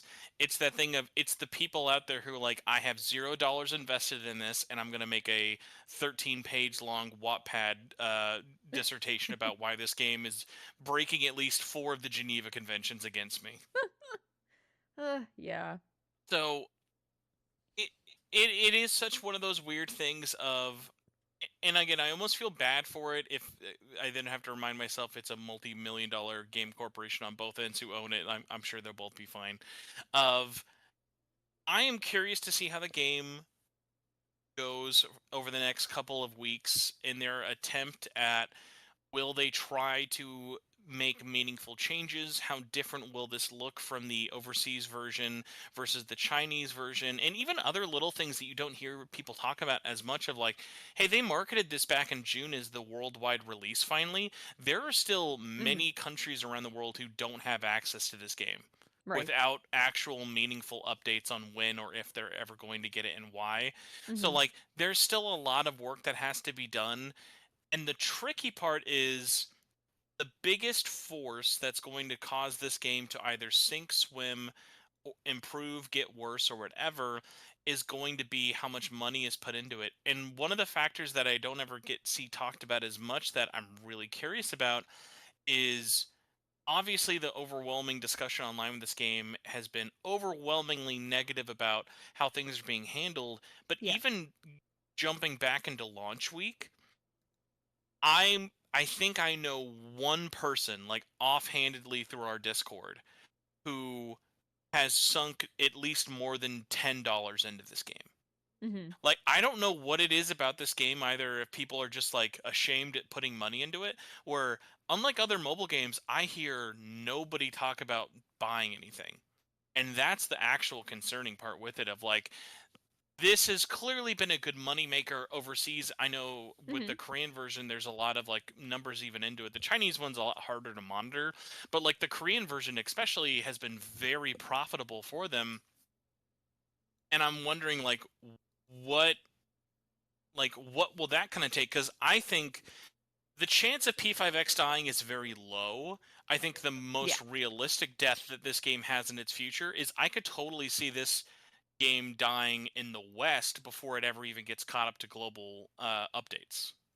Oh, interesting. I never really thought about that, but just from streaming the game and seeing what the community, like people in my chat are saying, I do know that people are spending money, at least in my chat. Not a lot. It's hard to say like how much people are, but like seems like there's at least a decent bit going into it. But I guess do we even get those numbers for a bit? I don't really. I don't know. Or each company does it differently. I know, especially with a lot of Western companies, what they will do is that the numbers are tracked by different like groups like Circana and other things out there in terms of overall raw profits. Like they have it segmented up of, Mm, okay, Europe, we got this much money through microtransactions, North America, this much, and so on and so forth. It's all just depending on who discloses it. So for this one, it would have to be disclosed by Sega. They do have that, like they do work with these different companies out there, but my big thing with it is like they haven't made a post since launch talking about how many people are downloading and playing the game. They have not broken any concurrent records for weeks now at this point, and there yeah. hasn't even been anything like, "Oh, congrats guys." Like there hasn't even been like the, "Oh, we've had 10 billion polls. Like let's congratulate you." Like they haven't done any big number campaigns that you normally see after a game like launches right away. Yeah. Huh. I guess that's true. I haven't really been paying attention to that because, like, there was big hype prior to launch, like with 2 million downloads or something. And then I don't think anything since then. Now, to be fair, by the time this episode goes live, it'll be right before the next big live stream. I'm Mm. very curious to see how they address that because they did delay it. They have a new, what is it? The version 1.2 broadcast is going to be going live on Wednesday this week, and they did push it back. And I hope they're at least going to take those notes of like, I think something like this could learn a lot from various other games out there. Even like look at like how I think 14 does some of the best ones of like, man, you do not need to put a lot of production value into these live streams with updates. Like you Yeah. just need to communicate with everybody. Like they're Yes. not looking for fancy like slideshows. They're looking for updates and real discussions about development and Like, what is the community. dev team Of doing? like, What is on your mind? yeah, What is being worked on? What's the time schedule you guys are working with? 14 does that very, very well. yes. And even in a period right now where 14, I would say, is probably at its lowest in Oh yeah. terms of overall enthusiasm since what probably, oh god, why do we treat it Shadowbringers? Like we're probably at our lowest since Shadowbringers, if not lower right now. It's That lower. Yeah. community who is Since still, Stormblood. yeah, that community who is still playing it is still act like you watch any of those live from the producer letters, they are all still constantly being watched, even if it's not by players, because people want to keep an update on those tabs. So it is obviously way too early to tell with it, the game dead argument or not with it. I really want to just sort of like give them that chance of like, hey, launching a game in one market versus the other is almost never going to be the same Yeah. experience. Even I'd be very curious because I've heard very few from it outside of marketing being a lot more prevalent over there. Obviously, the other thing I'm surprised we haven't seen numbers about bragging or how they're doing over there. I thought this game would be killing in Japan, but Japan is such even worse than the States. Japan is so full of games like this and distractions and free to play games sucking up air in the Mm-hmm. room that I'm like it's got to be even harder for them to like get us foothold in it in Japan, and I know the public reception over there isn't even anything great. So it's one of those crazy ones of like I would have at least thought we would have been hearing them brag about how they're doing in Japan. So the fact that we haven't even heard hard numbers or profits or anything from Japan seems even weirder to me. Yeah, I never really thought about the reception outside of like the West. I guess global release was Japan too. But yeah, I feel like the market has become so saturated in the past 2 years, especially. Woo! Competition's high. Which is crazy because like remember by the time we finally got this game out in like test regions, I feel like we have known about P5X for almost as long as like P5R's been out. Like it's been in development for so long that it's almost hard for it not to be a factor in it of like did this game take too long to come out? Is it still at a good time? Because like I almost feel like Persona 5 spin-off games are always kind of cursed in that thing of Persona 5 is the biggest thing Atlas has ever done, and Hmm. yet almost every Persona 5 spin-off outside of like P5S has just completely shit the bed sales wise for them. Like nothing has come even remotely close to being like, oh great, this cash grab was totally worth it. Like dancing, bomb, Tactica, bomb, the animation, bomb. Like Yeah. very few adaptations or things that have come out of P5 ever even come close to scratching how well it's doing to the point where I and again, I follow these numbers because I'm a big dweeb. Like, there's even other ones that I'm surprised other people haven't had bigger discussions about. Like, do you remember when, like, a month ago, the discussion was coming out of people being like, "Oh my God, SMT5 sold more than P3R. Isn't that such a fail?" Oh. And it was like, well, you're comparing a game that's been out since 2021 to a game that's been out for less than 2 years, and there are multiple factors into it. But the Hmm. funny one is now, what news did we just have come out earlier this week? Metaphor has officially finally sold over 2 million copies. Oh yeah. Yeah, And I almost I saw forgot. that and I went, "Oh, that's not good." Oh, you don't think And so? I was like, "Do you want to know why that's not good?" No, Yeah. think about it like this. Metaphor was the fastest game to ever sell 1 million copies in Atlas history. They sold that in Oh less than a yeah, it week. was really, really fast. Back in Momentum died. October. It took them 10 months to sell another 1 million copies. That Hmm. means the legs for that game dropped off very fast after award season to the point where, and I don't know if you ever got reached out to for this, but did you see that they were doing multiple, and they've done this at least, I know, two different times over the years, in the 10 months that it's been since Metaphor came out, they've done two different waves of sponsorships where Yeah. they are literally sponsoring people just to say, hey, buy Metaphor. Yep. Most companies don't do that. When a game is out, you're going to get a sponsorship maybe at launch or before launch. No one's ever like, hey guys, you remember that game? Like, can you imagine like if Expedition 33 just started sponsoring a bunch of people? It'd be like, hey guys, I know our game's like 3 months old, but could you like please buy our French game, please? Yeah. Like, game companies just don't do that. Uh, they do sometimes. It's definitely not the first time I've seen that, but I never really thought about it because I was like, I was really proud of the 2 million because it's still like, that's a huge achievement. No, it is But the game. It is not to take away from the game at all, but it is that thing of looking at the legs these games have. The yeah, fact that it sold 2 million slower than even something like P3R, I thought was very surprising. Because I think if you looked at our discussion online and even with like with mm-hmm. the awards it won, all the attention, like I think that game had a flawless launch in terms of timing, release, award seasons. Like it just absolutely swept the discussion those first like 3 months. But then Yeah, I was just so shocked of like with how much people talking about it. It really did feel like after January, it was like, oh yeah, like I'm playing Metaphor now. Like it just didn't have the kind of legs even something like P3R had, which yeah. even then was something people thought fell short of expectations. Oh man, yeah, I never really thought about it because it's not something I really look at post release. I'm just sitting here in my own little corner doing my stupid little Louise cosplay and all my other Metaphor cosplays, even when Metaphor isn't even relevant anymore. I Let me tell you, by the way, I don't think I had said anything to you yet. That cosplay, I don't know how horrifically long it took for you to do that. That Metaphor cosplay you did for Luis is fucking fantastic. Oh, it's been in the works for a while. I asked. I got it commissioned. I only did a few things on it, but there's like 4 different artists involved in this whole cosplay. That's why it's so good. See, I thought it took so long because you had to grow out your hair. I was like, man, the Yeah. months it must have taken to get your hair that long. Yeah, exactly. It started back in January, so it took about 6 months for the whole picture to finally come together. And now no one cares about Metaphor. God, look at you now. You've been going to the gym ever since then. You had to bulk up for your kanji cosplay. That's crushed it. Now you're gonna have to Oh, lose all that muscle mass. that took so much effort. I'm like, sore every day basically. But yeah, it is a Just shame. arm day nonstop, nothing.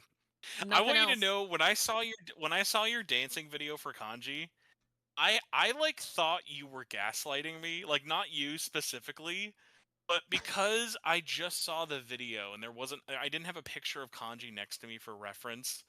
I was like, is kanji swole? I was like, did I miss like is he like cuz I was like I want you to know I was picturing like the like body build of Kanji Tatsumi is like of Peter Parker pre Spider Bite. He's like, yeah, he's got arms, but they're not really defined. I it's well, the original video I did it was for April Fools. So it was an April Fool's Day joke, which is why I wore a muscle suit for the video. But like I don't see that many people like I saw people comment on the muscle suit, but at no point did I ever see anyone be like, "Oh, that's so funny," because it's just that thing where I genuinely thought I was like, "Have I just never noticed that Kanji was fucking built like a brick house? Like, did I miss this character?" He Because I is mean, in you know, he's fact got the not. jacket on. It's a very distracting jacket. Thankfully, he is in fact not that jacked. I just really elevated it because I wanted the lulz. What we need now is next April Fools. You need to do post golden time skip with the No, muscle suit still on. no. Oh my god, no, no, no, no. Ah, Oh, I'm good. But yeah, anyway, so back to Metaphor numbers. It is kind of weird. What is going on? Like, everything's dropping it's off. I will say it's never a doom and gloom thing, but it is so funny because No, I of think with course a not. company like Atlas, it's a tough one because you have something like P5 that is like it's not like oh cool P5 is a really big seller for them. Like P5 is a once in a not even probably once in a like a once in a lifetime like sales thing that just hit and has had legs for as long as it has because it's not like oh P5 has sold 10 million copies, that's crazy. It's like especially when you looked at that chart and it showed like oh 2022 we sold like 2 million copies of this game like 3 years after the remaster had come out or something, or like the PS4 version had come out, and just it's so crazy how that one stays on as long as it has. But then comparing it to other games, like we were talking about how Raidou has definitely been a sales disappointment, even though they're not going to come out and say that. It's like Yeah. crazy to compare it to other ones. Like look at something that we know didn't do well, like a Soul Hackers 2. And I'm like, bro, you can't be worse performance wise than Soul Hackers 2. Like that's the mesh like that's the bar. We don't want you to lower the bar. We need to know that Soul Hackers is the bottom. You can't make a new bottom. I don't Mm-hmm. want Raidou to be the new bottom. Now that I've said that out loud, please strike that from the record. No one heard that with their ears. Raidou is not a bottom. He's a certified top. I will not be hearing anything. Is he? No, no, he's a bottom. Oh my god. But yes, the numbers thing is always a funny one, and I always appreciate everybody always abiding me for it because I know I am a psychopath of like I like looking at these things. I always find it very interesting. The funny one, and I will move on because I know we need to do questions and get you out of here. The Mhm. one that I'm always shocked I never see people talk about is, especially after the leak of information, I think like 2 months ago, was we all know when P4 Golden came out on PC like summer of 2020, that crushed it concurrence wise, sales wise, whatever. Like that sold multi millions of units on that one. Mm-hmm. No one ever talks about how absolutely terrible Persona 3 Portable's port did. That Oh that yeah. I was shocked at how poorly that did. And then you kind of think about Mm-hmm. it and it's like, yeah, Because we because knew. they waited. Well, what's funny is like they waited so long for it to finally come out that it never that the tension got split on almost every camp possible, because unless you were playing on PC, remember they released it on consoles and PC at the same time, as well as on consoles they finally put Persona 4 out, which Mm-hmm. again, most people are probably just going to play Persona 4 Yeah. if you give them the option of those two. So like that was really funny of like how crazy little attention Persona 3 Portable got from that port that took almost 4 years to come out, which clearly did not take 4 years of dev time. Yeah. No, I didn't really think about that. I just thought that portable wouldn't do well because there were like rumors at the time that reload was going to be a thing. So people are like, why would I play P3 twice? Like, But my favorite is then when people play Reload and they love it, and I then tell them, okay, now you have to play Portable. Be like, well, if you want more, there you go, you have more now. mm-hmm. Let's jump Yeah. into questions. I'm gonna pick a Okay. couple of these. We got a metric butt ton of questions, but Metric I think that butt is because ton. everybody metric. That's an official measurement I term as got it. well. Yeah, yeah, The yeah, of first course. the first one we have to answer, just because I also want to know the I also want to know the answer to this. We have it from Sonic Kick, who Uh-huh. says, "Have you played the horse game?" Ah, me personally, no, but everybody is trying to convince me to play it, and I'm like, man, I really don't have the time. But is I'm it gonna really tell worth it? you, if you skip one night of streaming P5X or whenever you play it, if it's a weekly thing or whenever you fit into your schedule, don't even tell anybody. Hmm. Just start, just pretend you're booting it up and gaslight them all into doing horse betting simulators with you. I bet you Worth will it? have a lot less of a depressing conversation. Okay, all right, I'd be down. But yeah, I'm interested in playing the game, of course. And I've heard that it's surprisingly good, even though all I see is memes. I'm like, okay. I have a hard time believing it. It's like I have to play it to believe it kind of feeling. Hey, I've watched more of it. I have not like played it at all or downloaded it. It is that thing of like I messed around with a lot of games like that before. I just think it has been so funny watching people who have never played games like this before just get absolutely sucked into it, because like I didn't even think about the fact of like, yeah, you know what is a legitimately like really big thing that Japan shares with America?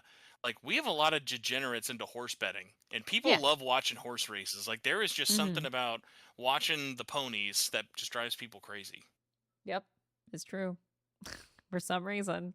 uh Next question we've got is by Jake Reese, and this one kind of goes into an interesting one here. We've got, it says, do you think we will ever see a Persona 6 collab with Persona 5X?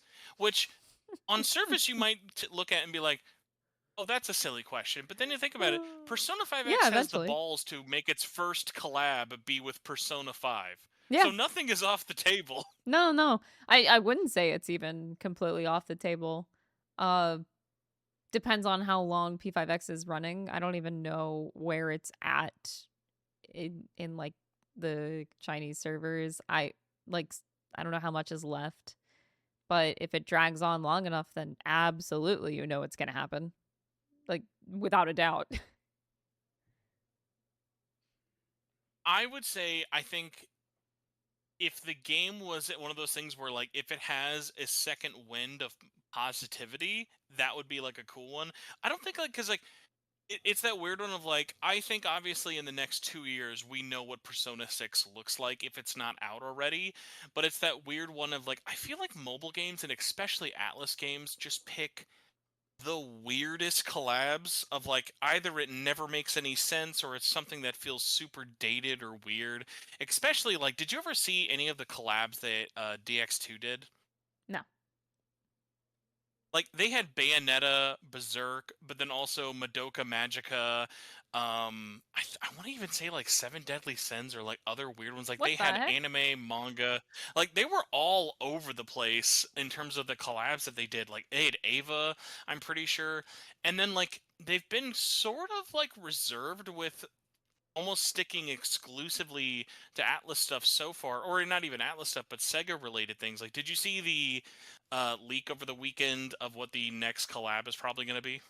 No, but mostly because I don't look at leaks. Like I actively avoid them as much as This was possible. this was a weird one of, and I will not tell you or tell you if you want. I will at least say it's not like if I tell you what it is, you're not going to be like, oh my god. But at the same time, it's kind of like, yeah, they've sort of been in everything, and they're sort of tangentially Sega related. So it's like I mean, it wasn't sure. like it's not a Peter Griffin and Fortnite level collab. Like it's definitely like in the family. It's in the realm of possibility. And the bummer is like even after watching the like collab video they're gonna probably put out for it, it's gonna kind of be one of those things of, yeah, that's not really gonna get anyone into it. Like it like Persona 5, Mhm. obviously yes, if you're playing Persona 5X, Persona 5 being in there's cool. P3R, I think the amount of work they've put into that will impress people more than anything. Like that's a wildly deep collab in terms of how much work and how many times they can kind of go back into that well, because that's just a whole other fucking game and world for you to dive into. Versus this other one, this definitely feels like this third collab is not nearly as big as the P3R one. Like the newest one coming up, like this gives big. Wha I was like, my only my only frame of reference to let you know what it is will also kind of give it away, but I'm Like gonna it's just say fine. Go because it ahead. is, Yeah. it gives Domino's app featuring Hatsune Miku vibes to the nth degree. It's like cool.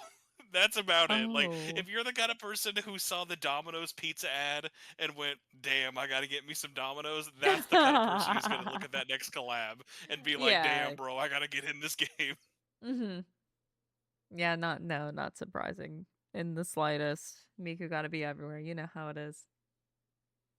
But they could do some fun stuff with P6. Like even if it was something as simple as like doing teasers leading up to the reveal, like I think there's a lot of fun stuff they could do with that, even if it's not like an like I doubt we're going to get main character of P6 in P5X before the game's out. I don't think they would do anything that crazy.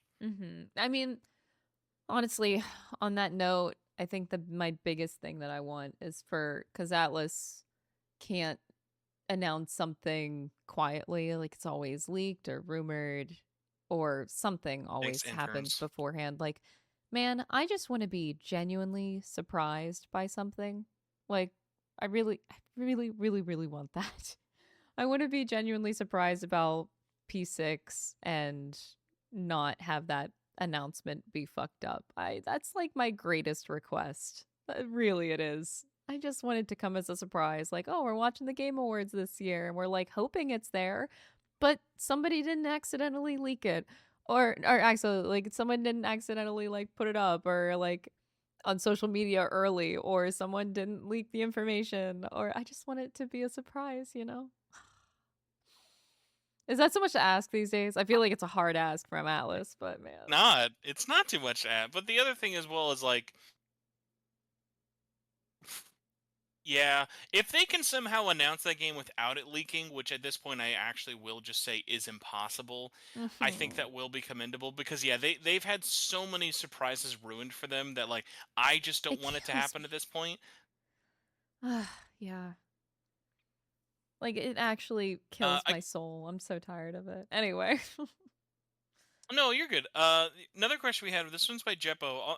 Another crossover related question, but very much tailored towards both of us. Do you see a Yakuza and Persona crossover game ever working? So, like, not a collab, like in a mobile game, but like, do you think we could ever actually see one or the other? Because I'm kind of Hmm. surprised we've seen it once as DLC for Persona 5 Dancing, but Yeah.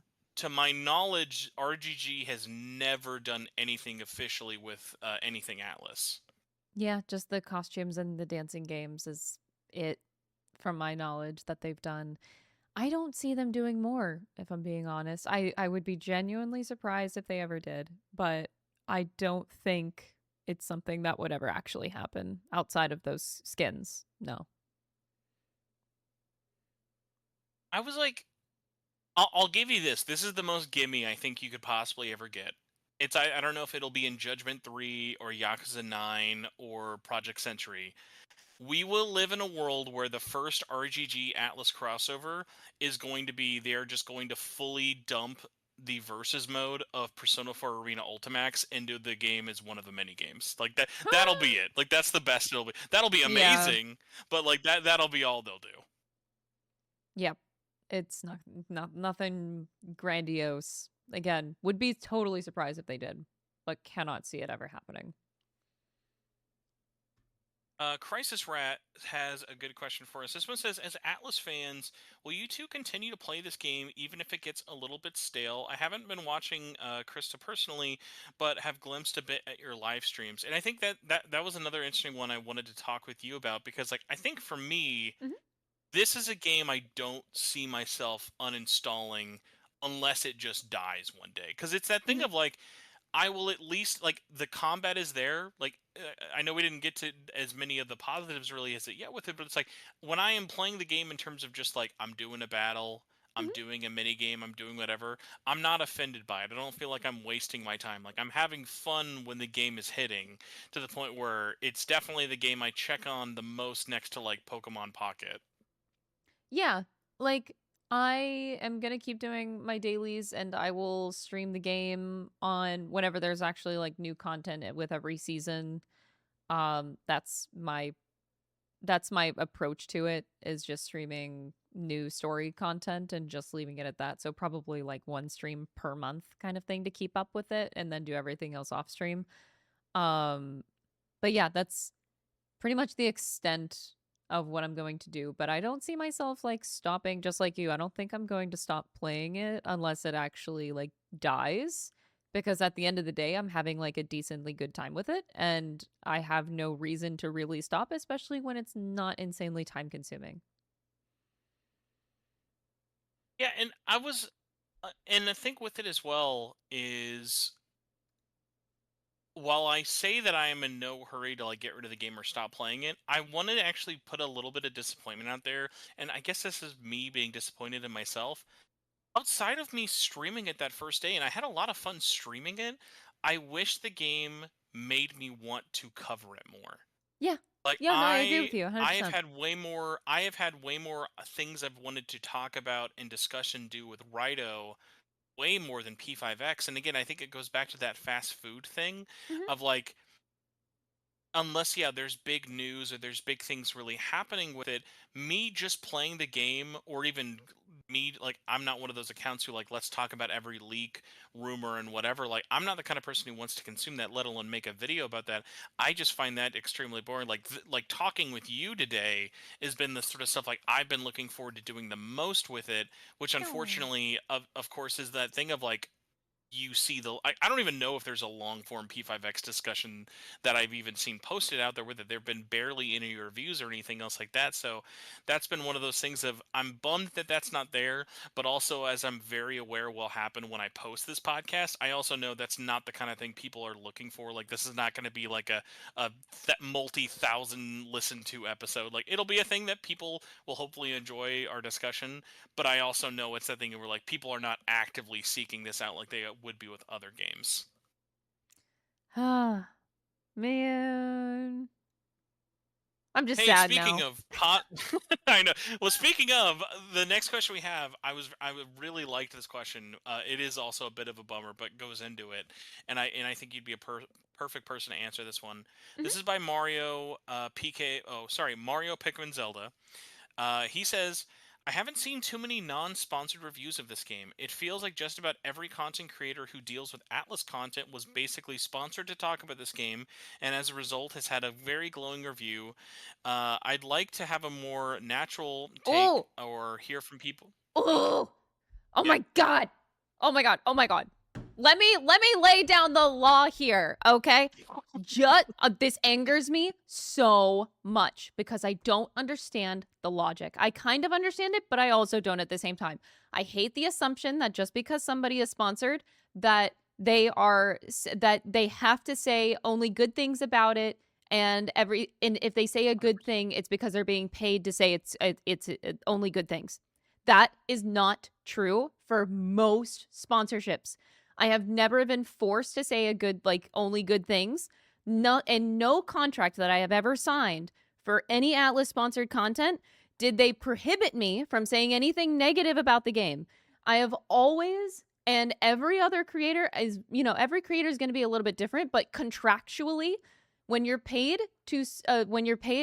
every company is going to be a little bit different. But I've worked with a lot of companies for sponsored content. 90, I would say, actually, I've only done one where this wasn't the case. But every case has been like, okay, you're sponsored to play our game. All you have to do is just push people to click the link. That is it. That is the requirement. That is the sole purpose. Like, the call to action is like, hey, click on the link, and it usually takes you to like the Steam page where you can get the game, or their official website where you can look for information on the game, but not necessarily pushing you to buy it. That's all those links do. And that's all that most contracts are going to push you to do. But in terms of what you say, the only restrictions that you get for sponsored content is obviously like it's the common sense shit. Like, oh, don't say racist shit. Don't be an idiot. Don't say like super super controversial things. Like that's a basic thing that goes across basically any sponsorship contract ever, because they don't want to be associated with like extremism type content. Like, yeah, of course, don't use hate speech in like sponsored content. But they're not going to punish you for saying something negative about the game. Like, I could have said in sponsored streams or any sponsored content with Atlas specifically that, if I'm not happy with the game in my sponsored stream, I could have told people to review bomb the game because I'm not happy with it. I could have said that, and it still is like, it's okay to say that. So do not assume that because a lot of people are sponsored to play the game that they are also sponsored to only say good things about the game, because these things are just not true. And it angers me so much because I get that all the time. And like seeing people, like if I put out a video that's sponsored, like, oh yay, this video is sponsored by P5X, people are like, oh great, P5X, she's paid to say good things about the game. Like, no, that that's not. I can say bad things about the game, and in fact, I do all the time. Like with any game, I'm not. Anyway, I'm ranting at this point, but case in point, these two things are not equating, and I get very infuriated by this mindset a lot, as you can see. No, and I mean it's something very personal because it's attacking your opinion or something that you're putting out there creatively with it, and I totally get it. And honestly, even just to do the lightest bit of defending for Mario Pikmin, I definitely see their point, because I think the basis of their question isn't to say people who are doing sponsored reviews are being paid to say glowing things, Yeah. but that whole discussion is a very warranted one with it, because I think, and this comes from someone where I have a basis in doing journalism and putting out like editorials, or even doing like written videos, Yeah. where anytime I've ever done editorialized videos, I basically treat it like I'm doing an article or an opinion piece or something, Yes. where I'm coming at it from that. I think there is a very large discussion, though, of, while I agree with you, when people are sponsored to talk about X, Y, or Z in a game and something like that for it, there is that thing where I think we are still in a 50-50 area for the most part online, of there are people who are very good at disclosing when they are being paid about something and to what extent, but then there are other times where there are a lot of things kind of left up in terms of not disclosing, this company did X, this company allowed me to do Y, I'm not allowed, Mm. or sometimes allowed to do Z, and it always is different for other things. I think in the games that you and I primarily cover and talk about, that never really happens, but there are so many big ones, especially with companies ranging from big to small, of I've seen some guidelines for some things for sponsorship, like where I'll ask people and I'll be like, this just seems super weird. And then, like, the Yeah. next week, I will see three people who took that deal and clearly either had a very, were like, not that they're changing their opinion, but like, I will always be shocked when I see videos that are basically advertorials in Mhm. video form. And it's like, for me, I get it if you want to do like a sponsored thing, because like not every sponsorship can just be, hey, we're going to do this video one way or the other. If Squarespace wants to sponsor us or not, that's up to them, but we're going to do it either way. Right, It right. gets messier when it's those things of, here's my opinion. Like a great example, let's say if you had taken in this bizarre world, let's say you were uh, able to do all the AX stuff this year. Mhm. You played the game, you're streaming the game, you're saying your opinion on the game, and you're more positive on it. A lot more people are going to throw up question marks because of how tied into that game you were, just due to all the sponsor stuff you had done. Right, Even if right. every positive opinion you had would be positive, like would be genuine, it just gets a lot murkier that way. Because I think we're, as a like, as media changes so drastically and so very few like people covering games, let alone like games journalists or people covering for individual outlets, it gets so much trickier of like, most people out there, even whether it comes to reviewing stuff or going to events or even going to other things like that, very few actually follow normal, I would say, journalist standards in terms of, Mhm. we're not going to take any paid things for this, or like, we just can't, like, if you're someone I talk about or if you're someone I have an opinion on, I can't do anything paid. I can't take a trip to New York. I can't do this event for you in LA. I Yeah. have to do this all on my dime. And that's a huge split between one is a journalist and another one is a content creator. The problem is the media literacy out there. Like, I see this so much that like, we can't even call it a joke anymore. But like, the amount of times I will see videos of people calling Dark Side Phil a fucking games journalist is like, we're in two very big camps here, guys. Are we like, just because you are someone with a lot of subscribers online and you talk about video games does not mean you are Dean Takahashi, for fuck's sake. Mhm. Mhm, mhm. So Oh, that's that's that's the tricky part. Oh yeah, no, I get the trickiness, and I also know that every streamer, content creator in general, is going to be different as well with how they take it. On the contractual side of things, there's like nothing ever that's there, but it's up to every content creator themselves how they take it. This is like a whole ass. I could talk about this for another 2 hours, like itself, because I have so much to talk about with this topic. Oh my gosh, it's almost infuriating. But yeah, so it's up to every content creator because like it's also illegal to not disclose that you're not sponsored, for example. Like things have to be made very clear for the viewer, or else legally you get in trouble. And some people choose to ignore that, and that's a huge problem. And that's probably them that's not going to get future sponsorships when you're not like clear with these things because it has to be made clear. Um, but that was just one point that you made. But yeah, there's a lot of points that could be made. It's a messy discussion, but I mean, like, Oh, when it we when hell we're when we're is. not when we're not being when we're not being like pulled six different ways in life for other things, that's like, I love talking about this stuff with it. It just always Me feels like there's never too. enough time to discuss about it. Is the tricky part. Yeah, and it's also like I feel like it's one of those discussions that people don't typically care to hear. It's like I don't think people care about like the marketing behind the scenes and how it's actually like in my mind, no Oh, I one mean, really cares about that it's the stuff. kind of people who like, yeah, it's the kind of people who literally think IGN is just one fucking dude who gives everything a 7. Like, they don't want Yeah. to actually know that there are multiple opinions and things that go into it. It's like they think every review is paid for, every opinion from a YouTuber is fake or bought off, and there's this Yeah. big shadowy cabal that exists and everyone is wrong.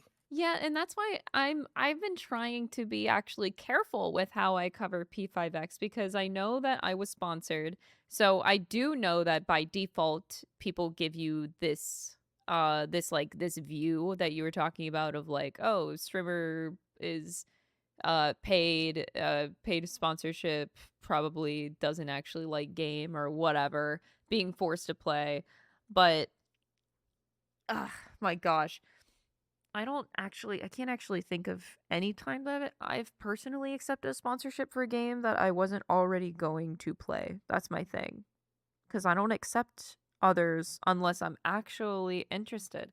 But not every creator, actually, I would say, especially in today's creator economy, most people aren't like me nowadays. It's Oh, very, like very different the out amount of there. times when I see like games or people streaming games that I just instantly know, I'm like, oh, you're being paid to play that. Oh, like yeah, yeah, there's yeah, yeah. no way For sure. you would ever be playing this otherwise unless there was some sort of marketing. Like I forget who was the dude. I think it was XQC had like first dibs on streaming Yakuza 8 and Yeah, it was that. everyone was Yeah, like, "Why the fuck did this guy?" Like we gave like it was like, "Listen, yeah. if you wanted to give it to a bigger fan or someone more popular out there, like I get it." Like that was when I loved everyone collectively came together last year and we're like, "What the hmm fuck?" Like who was the dude at Sega who was like, "Guys, we got XQC." We're like, "Yeah." And everyone's going to be mad at us for paying this dude. Yeah, well, I do know those dudes. But but yeah, you know what? That's a whole ass other thing, but I have to say I respected the decision. It is a terrible one, but like it's a terrible one that I respected because it took such serious balls to do a move like that. Like, to get XQC to play your game, I'm like, dude, the balls you just had to reach out to this specific extremely controversial guy to play your game that he doesn't clearly give a fuck about. Like, my I mean, dude, god. like the amount of clips we got of like it was literally like local man tries to wrap his head around JRPG the movie. Yeah, my god, it was like both a disaster, but god, if it wasn't complete comedy for me to experience. Maybe it was only me And that found and it. then again, ironically, the worst part about it is because everyone then discussed it, it was all just the marketing completely paid for itself. Then that That was like was the it. fucked up self Yes. eating snake of the whole thing. Yes, because famously, bad press is still good press. Like that's why XQC was like such a weirdly decent decision. Bad PR is still good PR. Like people are gonna shit talk, be like, "Oh my god, what's this JRPG slop? It was XQC playing this," but unironically, it gets people talking about it. That normally those people wouldn't be talking about it or even looking at the game remotely. And that's the point of marketing. Like you want to try to tap into new viewers, not necessarily the same audiences all the time. That's why I respect the amount of balls they had to do that. Because yeah, they're gonna get some bad PR out of that, and they're kind of just like weighing the options of whether that bad PR is actually like bad enough to kill their rep, or do they just do it and see how it goes? Because I was like, damn, okay, I respect that. It was crazy. Now we're gonna go back to the rest of the because we're actually only at the halfway point of this question. I don't know if we actually got to the first question, but All we're gonna good. go back to Mario Pikmin. We're gonna go back to Mario Pikmin's question, brought to you Got it. by GoDaddy. That's this question sponsorship.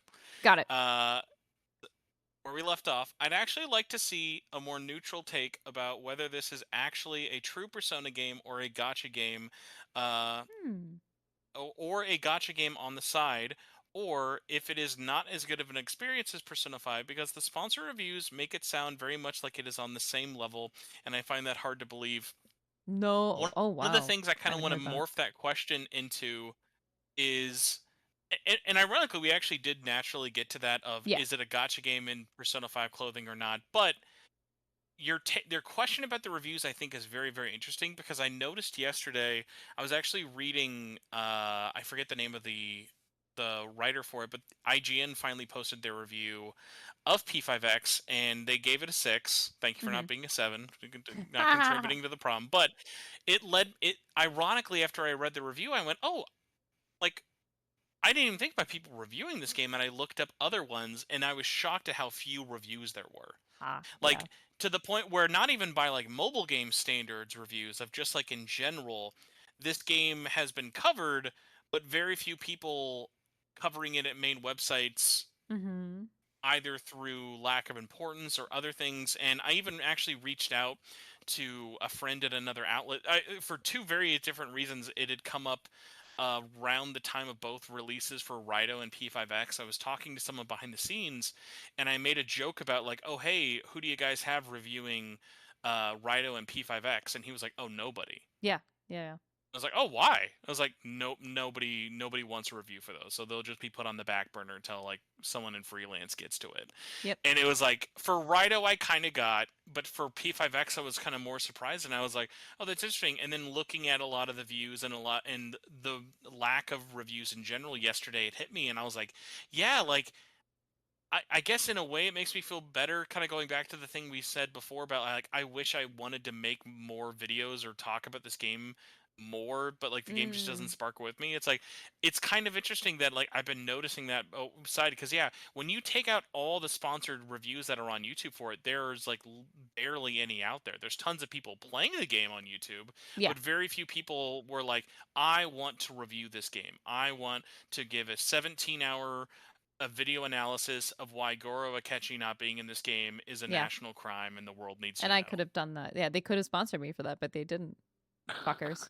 Now that would have been a buy. Now that would have been a paid for opinion. I would have believed. Ha ha ha. But Yeah. no, Well, like, what about you? Like, have you thought about reviews in P5X very much? I typically stay away from reviews because I don't think I'm good at it. Like, I don't feel like my takes on games are good.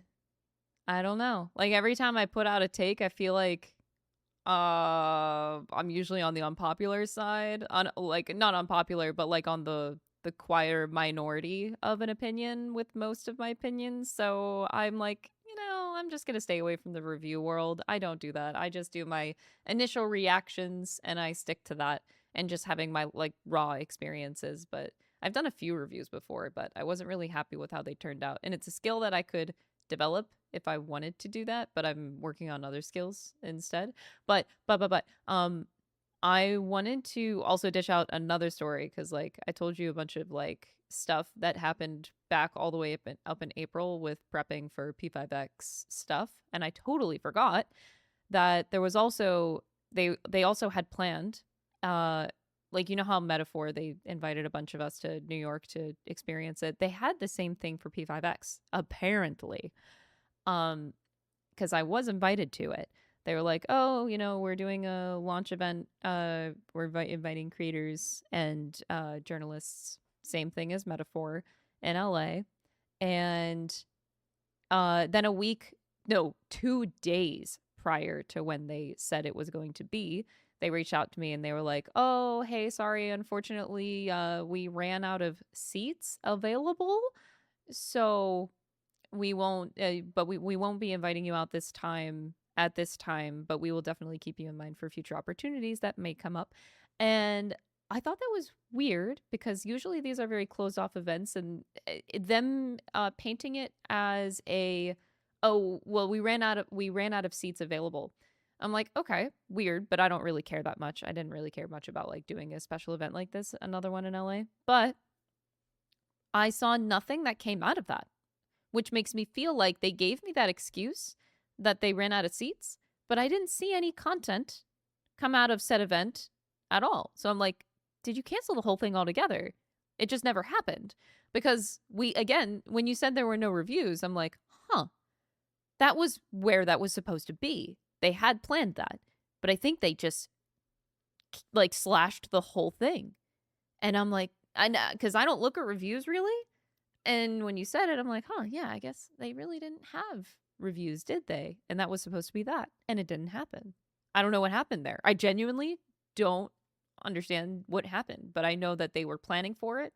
I got invited, and then it got canceled with my excuse of being, "Oh, we ran out of seats." But where was the results of that event? Nowhere. Like, clearly, when the embargo was up for Metaphor, everybody posted about it, and all the journalists also had reviews at the same time because it was content creators plus journalists. That's how usually those events are. But nothing was out for P5X on that. So I'm just convinced that it never happened. And I'm confused as all hell.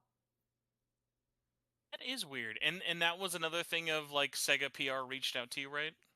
Yeah. And they were like, it's the same exact kind of email format that they did for the Metaphor reach outs as well for inviting creators to that event. It was the same setup, same people as normal that I'm used to talking to. So it was weird that it was dropped. I don't understand what happened. Yeah, this is the first time I had heard about it, and I'll tell you what, I'm a petty bitch. Oh, So when no. there's shit going on that I know I'm not getting invited to, you better bet you fucking better believe I know about it. Because you know how many fucking times I'll ever have friends reach out to me, be like, "Oh man, Spencer, I can't wait to see you next week in New York." Be like, "Motherfucker, where?" You tell me. What do you mean this is the first time I'm hearing about it? What do you mean there's a Metaphor event everyone got invited to? I'm not mad. Clearly, I'm not mad. I don't have any chip on my shoulder. But no, normally for stuff like this, I always hear about it because people like to assume that I'm a lot more enjoyed than I actually am. So what will happen is people will be like, "Well, yeah, Spencer's got this," or because I think what the problem was there was a long time where I hadn't had anything. So Mm-hmm. when you don't ever get anything, it's like, okay, we know Spencer's not going to get anything. The problem is now I have to explain to people, and like I feel like, all right, how do I like post like the reason I don't get invited to things or why I don't get anything without like sounding like a little like petty asshole? Because it'll be funny. Like I'll have people and I'll be like, "Wait, what do you mean you didn't get a code for Raidou?" And I'm like, "Well, I haven't received anything after 2023, but then beforehand I hadn't gotten anything before 2020, and there was this whole thing of just being like if you never give me anything, people will understand that. It's the like ghosting that people always online have such a funny one of like, listen, Mm-hmm. man, I can't tell you why she dumped me. I just know what happened after the dumping. But yeah, So that's the funny one. This is the first one I had heard about that because I knew about people getting reached out to for the past couple of stuff, but yeah, for like an in-person event, yes, there was that's a plan really for weird. that. Especially, yeah, because like clearly at that point they're not going to reach out to you if nothing is locked in. Yeah. But then at the same time, it's like, did we just hope that like, do you think like they're like, okay, we're gonna cancel it, but we don't want it to look like it got canceled, so we're just gonna look Yes. like we're big time and everyone. That's that's what I really thought was weird. Like, because they only set out a certain number of invites. They don't over invite. So whenever they told me that the seats were all taken and they didn't have a seat for me, that's when I was like immediate red flag. I'm like, sounds like bullshit excuse, and they're not telling me the real reason here.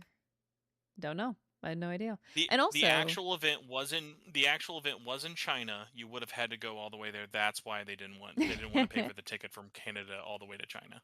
I also I don't want to rule out the possibility that these things could have been canceled by global economic political happenings going on and like traveling to the states, and maybe that was an issue for them at that time because that was whenever things were Oh my god, really. dude, do you know the tariffs it took for me to get you on the show today? Yeah, Like I it was know. so expensive just to get you on here. I just don't want to rule out that being a factor of them canceling all of that because it was I too will hard for them to say work for with. something like that, especially for PR, Yeah. that is such a get out of jail free card excuse that unless they don't say, because that's like one of those things that if you told someone, we all Mhm. know who to blame for that.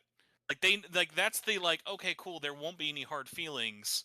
Yeah. Like whenever like people would like hear that stuff with it, like you at least kind of can put a face to the blame for something like that. So for that to like not even have had any real at fault for it, that I can definitely see that why that would be a lot weirder for you. Yeah, I don't that whole debacle is just a weird enigma to me at this point as to what the fuck happened to that planned event in the first place. Like, huh? I just can't believe how much of this episode we've just turned into drama alert for Persona 5X and you. Yeah, This is yeah, this sorry this is about the it. I'm just I've had a lot of like I've never said any of this stuff on my stream. I'm just like kind of uncomfortable saying it in some ways cuz it's like normally I don't talk about behind the scenes stuff that much.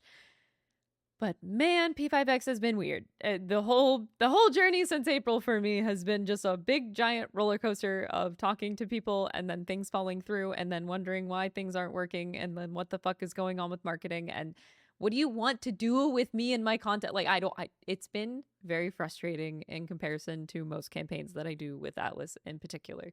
I don't know what's going on. I really do not understand what about P5X is so hard for them right now. Now, I don't mean to just throw myself under the metaphorical bus for the fifth time in an hour, but I am curious. Have you reached out to like any of your other friends who do similar stuff to this? Of like, hey, have you had a similar experience with this, or like, has Yes. anything like that come up with it? And like, has a lot of that Yes. matched your story as well? Yes. I won't give names or Okay. anything, but yes, mutual weird XQC, feelings. you personally reached out to XQC, and he said, "Crystaahhl, I don't know what the fuck's going on, dude. I Yeah, was ready for that no, party." dude, XQC spilled all of the tea to me, man. Nothing I can say, of Can you? course. I know no one would care about this, but I want you to know. I would love the tweet of someone mad that XQC's at a Persona 5X party. Who fucking invited this dude? Oh my god. Anywho. It's just XQC just talking to Lynn, just being like, "Yeah, I just really just can't get over this jazz. Like, how'd you guys make it so red? What's going on?" That's my XQC impression, Jesus. everybody. Please don't talk to me. Oh man. I hope we actually answered that poor guy's question. I'm so sorry. No, 100%. Because it was that thing of like going into it and behind. By the way, would you like to guess how many actual reviews are on Metacritic and OpenCritic for P5X? Oh no, I'm afraid to guess. Just tell me. Ugh. 9. It's not even double digits. Yikes. What is going on? Game is weird, dude. I don't know why game's weird, but game is weird. You know what? They're waiting for an official dub, and then they're gonna ask for reviews after they officially get their shit together with the dub release, and then they'll put the marketing there. I don't know if anyone actually asked the dub question, but the one I talked about this a lot on my on my launch day live stream. I'm fully in the camp because I reached out to the recording company who does all the Persona stuff with it, and they haven't even like it was one of those things of like, I obviously if they're working on it they wouldn't be able to say, but it was one of those funny things of like, I reached out to someone with it and I was like, "Hey, what was your reaction to this news?" And they were like, we were very surprised at Persona 5X." So like that was the agreed Mm. upon statement of like, this is also surprising that this game is coming out in English. So Yeah. the weird one with that though, that again don't see many people talk about, but it's like the amount, especially now that I know how much voice acting is in that version, Mm-hmm. is like, that's an expensive dub to do, especially Oh for a yeah. live service game like that. Of Mm-hmm. like, unless we see this become the next Pretty Girl horse racing, like right now, I think like kind of going back to like them not bragging about how much money they're spending on it. I'm like, no, yeah, like we're not getting a dub if the game stays this popular. Like let it, like forget how long is the game going to stay alive. Like to fund a dub like that would be so expensive at this Yeah, it's point not and cheap. just take so much perpetual money.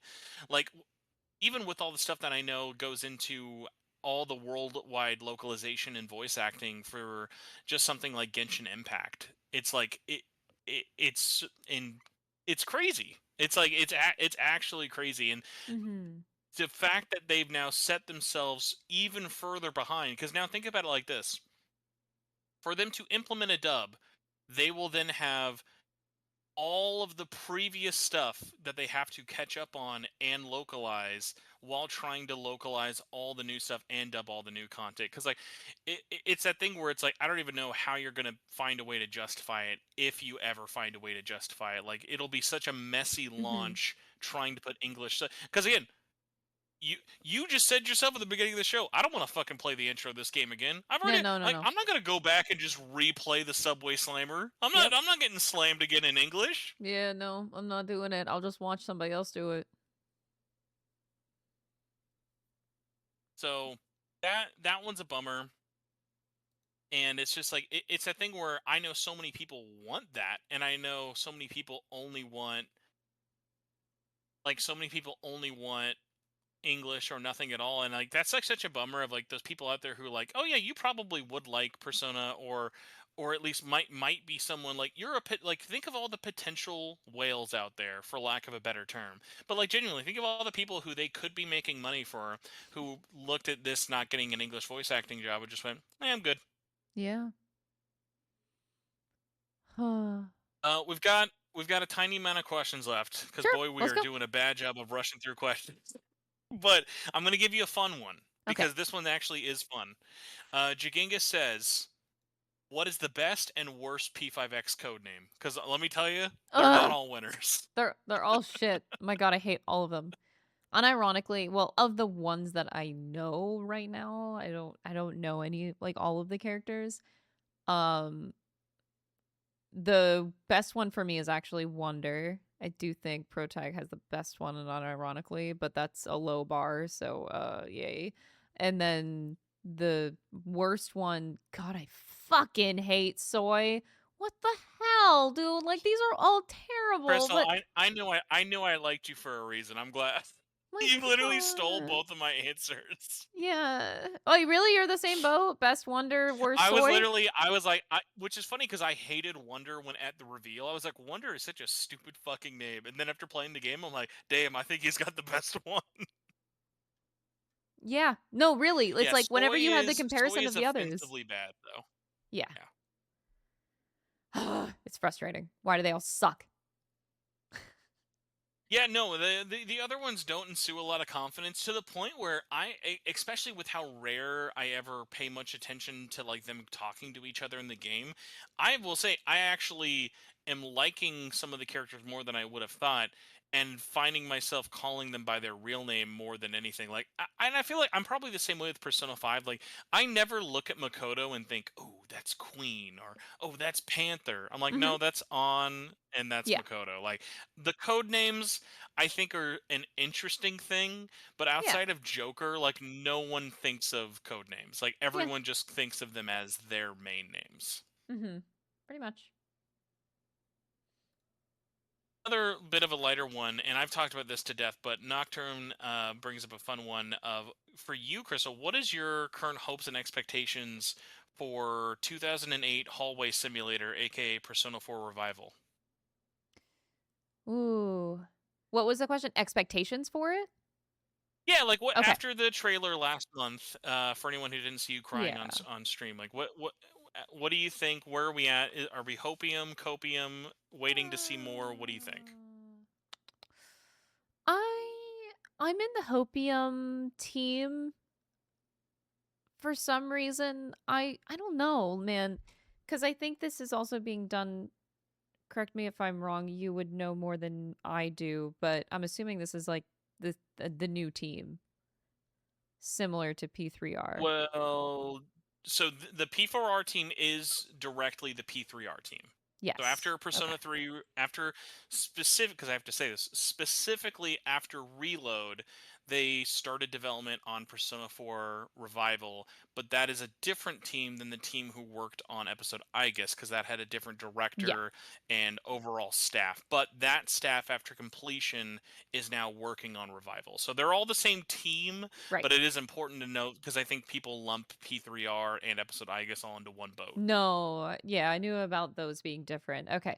Cuz I thought P3R was good. I just hope they keep developing on it because I want it to stay creative. I don't know what about it. I don't know if I've really said this, but there's something about the art style that I think it's like good, but not great. And I don't know why. Like, I don't know why at all. I could not tell you. As far as like just the models and It's a everything. bad trailer for a good game.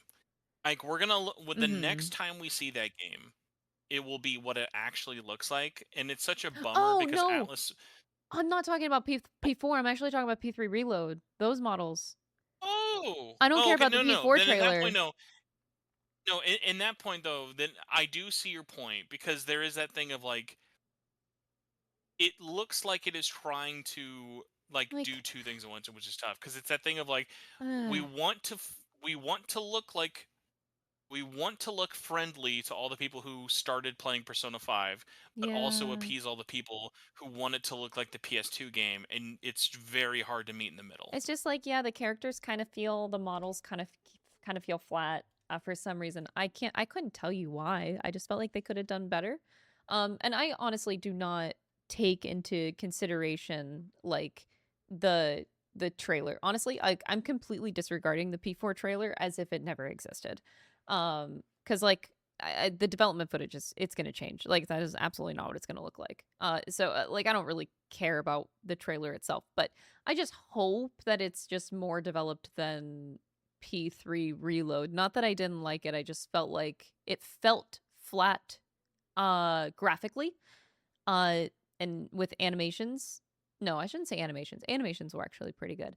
But just with the models, I guess, and the scenes, the actual like places in the game, just everything kind of I wanted a little bit more, and I'm hoping that they do that with P4. But I'm actually like in the hopium state for everything else. Maybe I shouldn't be, but for some reason I'm having faith in the game. It probably is stupid, but I have faith in it.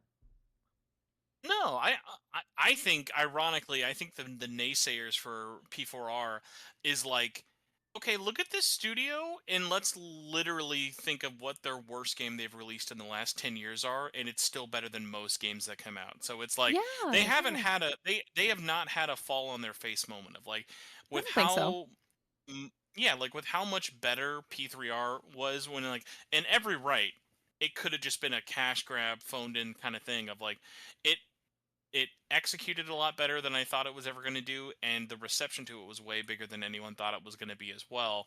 That like take all of that and then just put it into a, in my opinion, better Persona game and a more popular Persona game by a country mile.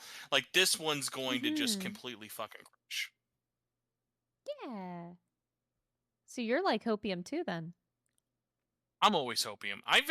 Ironically, I complain a lot about how the sausage is made, but like I legitimately don't know if I've ever played an Atlas game and then came back here on the show and been like, "Hey, man, I'm just not feeling it." That's why I Yeah, always yeah, find it so yeah. funny when like there will be those. Like, I saw a video thumbnail. I have not seen the video yet because it just came out this weekend. But someone did a video that was talking about how the PS2 era for Atlas was their golden renaissance, like how like they've never hit the same highs as the PS2, and I Mm. was just like, the fuck have we been playing for 15 years?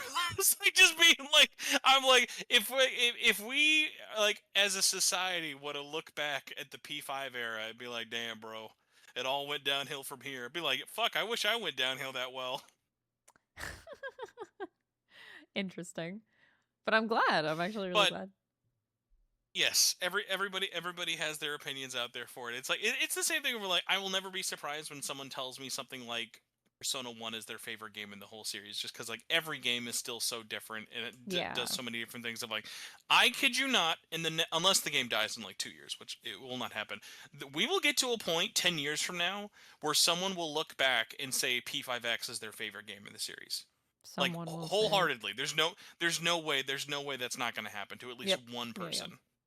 Some guy, some soy boy out there is gonna be like, "Damn, bro, you remember Yep. remember Someone's playing gonna do it, you Tycoon on know the it. phone?" All right, we're gonna get it. We're gonna get out of here. We're Okay. gonna end on a fun. We're gonna end on a fun one though, real quick. You got it. The question is an amalgamation of a bunch of stuff everyone else had asked, and I want to combine it to you as our little outro. What is one thing to end on a positive note that you think would either for you or for the game as a whole be extremely beneficial to P5X? I'm going to be quick and give you a second to think of one if you don't have one. It can be something Hmm. major, it can be minor, it can be adding in something, taking something away, changing how they do anything. Yeah. I think for me, and this is probably a very biased one, but I know there are millions of people who would jump on this like crazy. If they had even done nothing differently except add a console version of this game at launch, I think they would have a lot better player numbers and have a lot more people Hmm. jumping into it. Because I think back in the day, doing a gotcha game like this only on phones, or I mean, the PC version I know is already a surprise, but like there are still such a huge majority of people who would be dying to play this on PlayStation, Xbox, and if this was on Yeah. Switch too.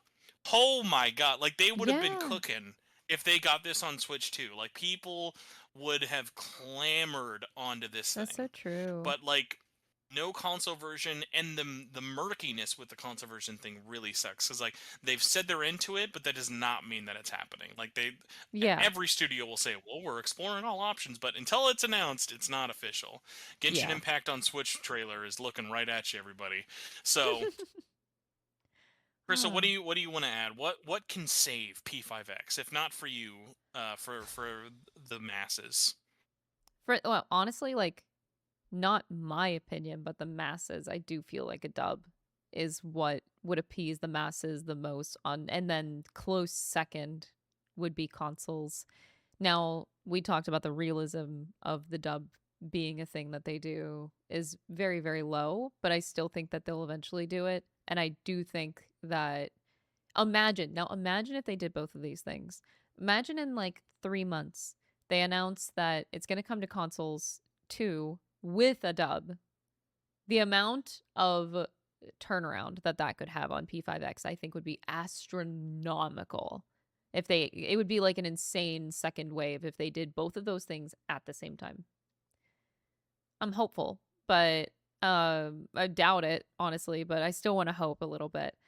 But it's not really my own opinion though. But I would just say from like the most complaint that I see, the most is like, oh, I'm not playing this game because there's no English dub. I'm not gonna play that. That's that looks like some slop. I'm not playing that without English. Like I'm tired of seeing it, but yeah, clearly this would be the thing that the community wants the most. Um, Thank you for letting me steal you for way too long tonight. I know we've Of course. absolutely absolutely crushed the initial time of having you on here, but guy, you just get two yappers in here. We start talking about tea. It'll I be know I can yap five about so hour long much. It's fucking so show. frustrating. Like I love Atlas Sega, but of course it's always a love-hate relationship. No company's going to be perfect. There's always going to be things to complain about and I wish they would do stuff better, but what I do like at the end of the day is I wouldn't feel this passionate about criticizing this company and Sega and Atlas in general if I didn't love them to my core. Like I want them to be better. I want to keep the help. I want them to keep growing. That's why I'm so passionate about it. That's why I get so angry about things sometimes. It's like, man, I know you guys can do better and I really want you to succeed. I want you to keep succeeding. That's why it's so frustrating. It comes from a place of love always. Mommy's not mad. She's just very disappointed you didn't invite me to your party. That's all we're saying.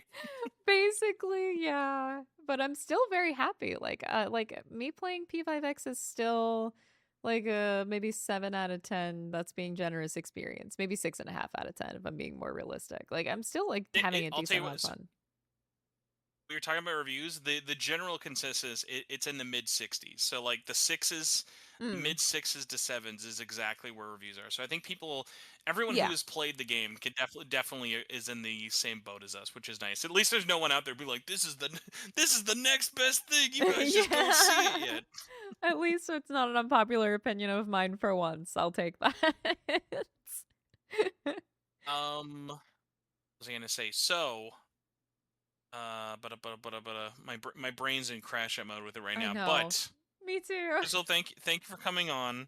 Where Thank you can for people having find me. you? Where do you want them to find you? Plug all the stuff. All right. Well, thank you for having me again. I appreciate it until the restraining order comes in. But until then, you can find me on internet.com /Crystaahll. Anyway, you can find me anywhere. I'm just always doing stupid stuff on the internet.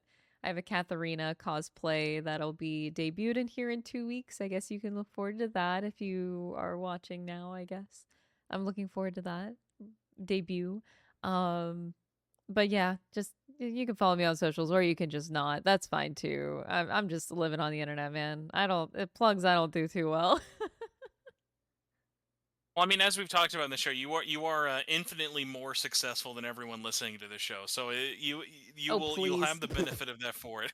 Oh my god. I don't want to say that. No. Big time, and you're big time, and everyone on the show here. But I will say, if you get a chance, because I did not know you're doing a cosplay with her. I'm shocked I've yet to see this. But next time you do a convention or like a bigger ish show, Mhm. you should try and do a call out to see if you can get all the Atlas Catherines together. Oh, It's like I'm yeah. shocked I've never seen a picture that's all three of the Catherines and Katharina from Metaphor together. Oh, I would love that, but that would have to be like some big convention like AX, because ain't nobody just cosplaying Katharina. You're actually just gonna have to pay someone on Fiverr to do it. Be I like, think all right, I you're think gonna I be would. I would have to, you're yeah. cute, Catherine. You're cute, Catherine. That was like the sad thing of like, I love seeing all the cosplay meetups for it, but dude, the Atlas meetup just again being like, all right, everybody, we're specifically all things Atlas. We're in a year where Metaphor came out, rocked everybody's socks off. Please wow me. This is your chance, community. Do it. And again, it's Yeah. 98% Persona 5. I'm like, God damn it. Yeah. Oh god, such a mood. But everybody, thank you for listening. All the links to follow Crystaahll and everyone will be in the links below. I do want to give a big shout out to all of the lovely folks who support the show directly on Woo, patrons! patreon.com/SMTN.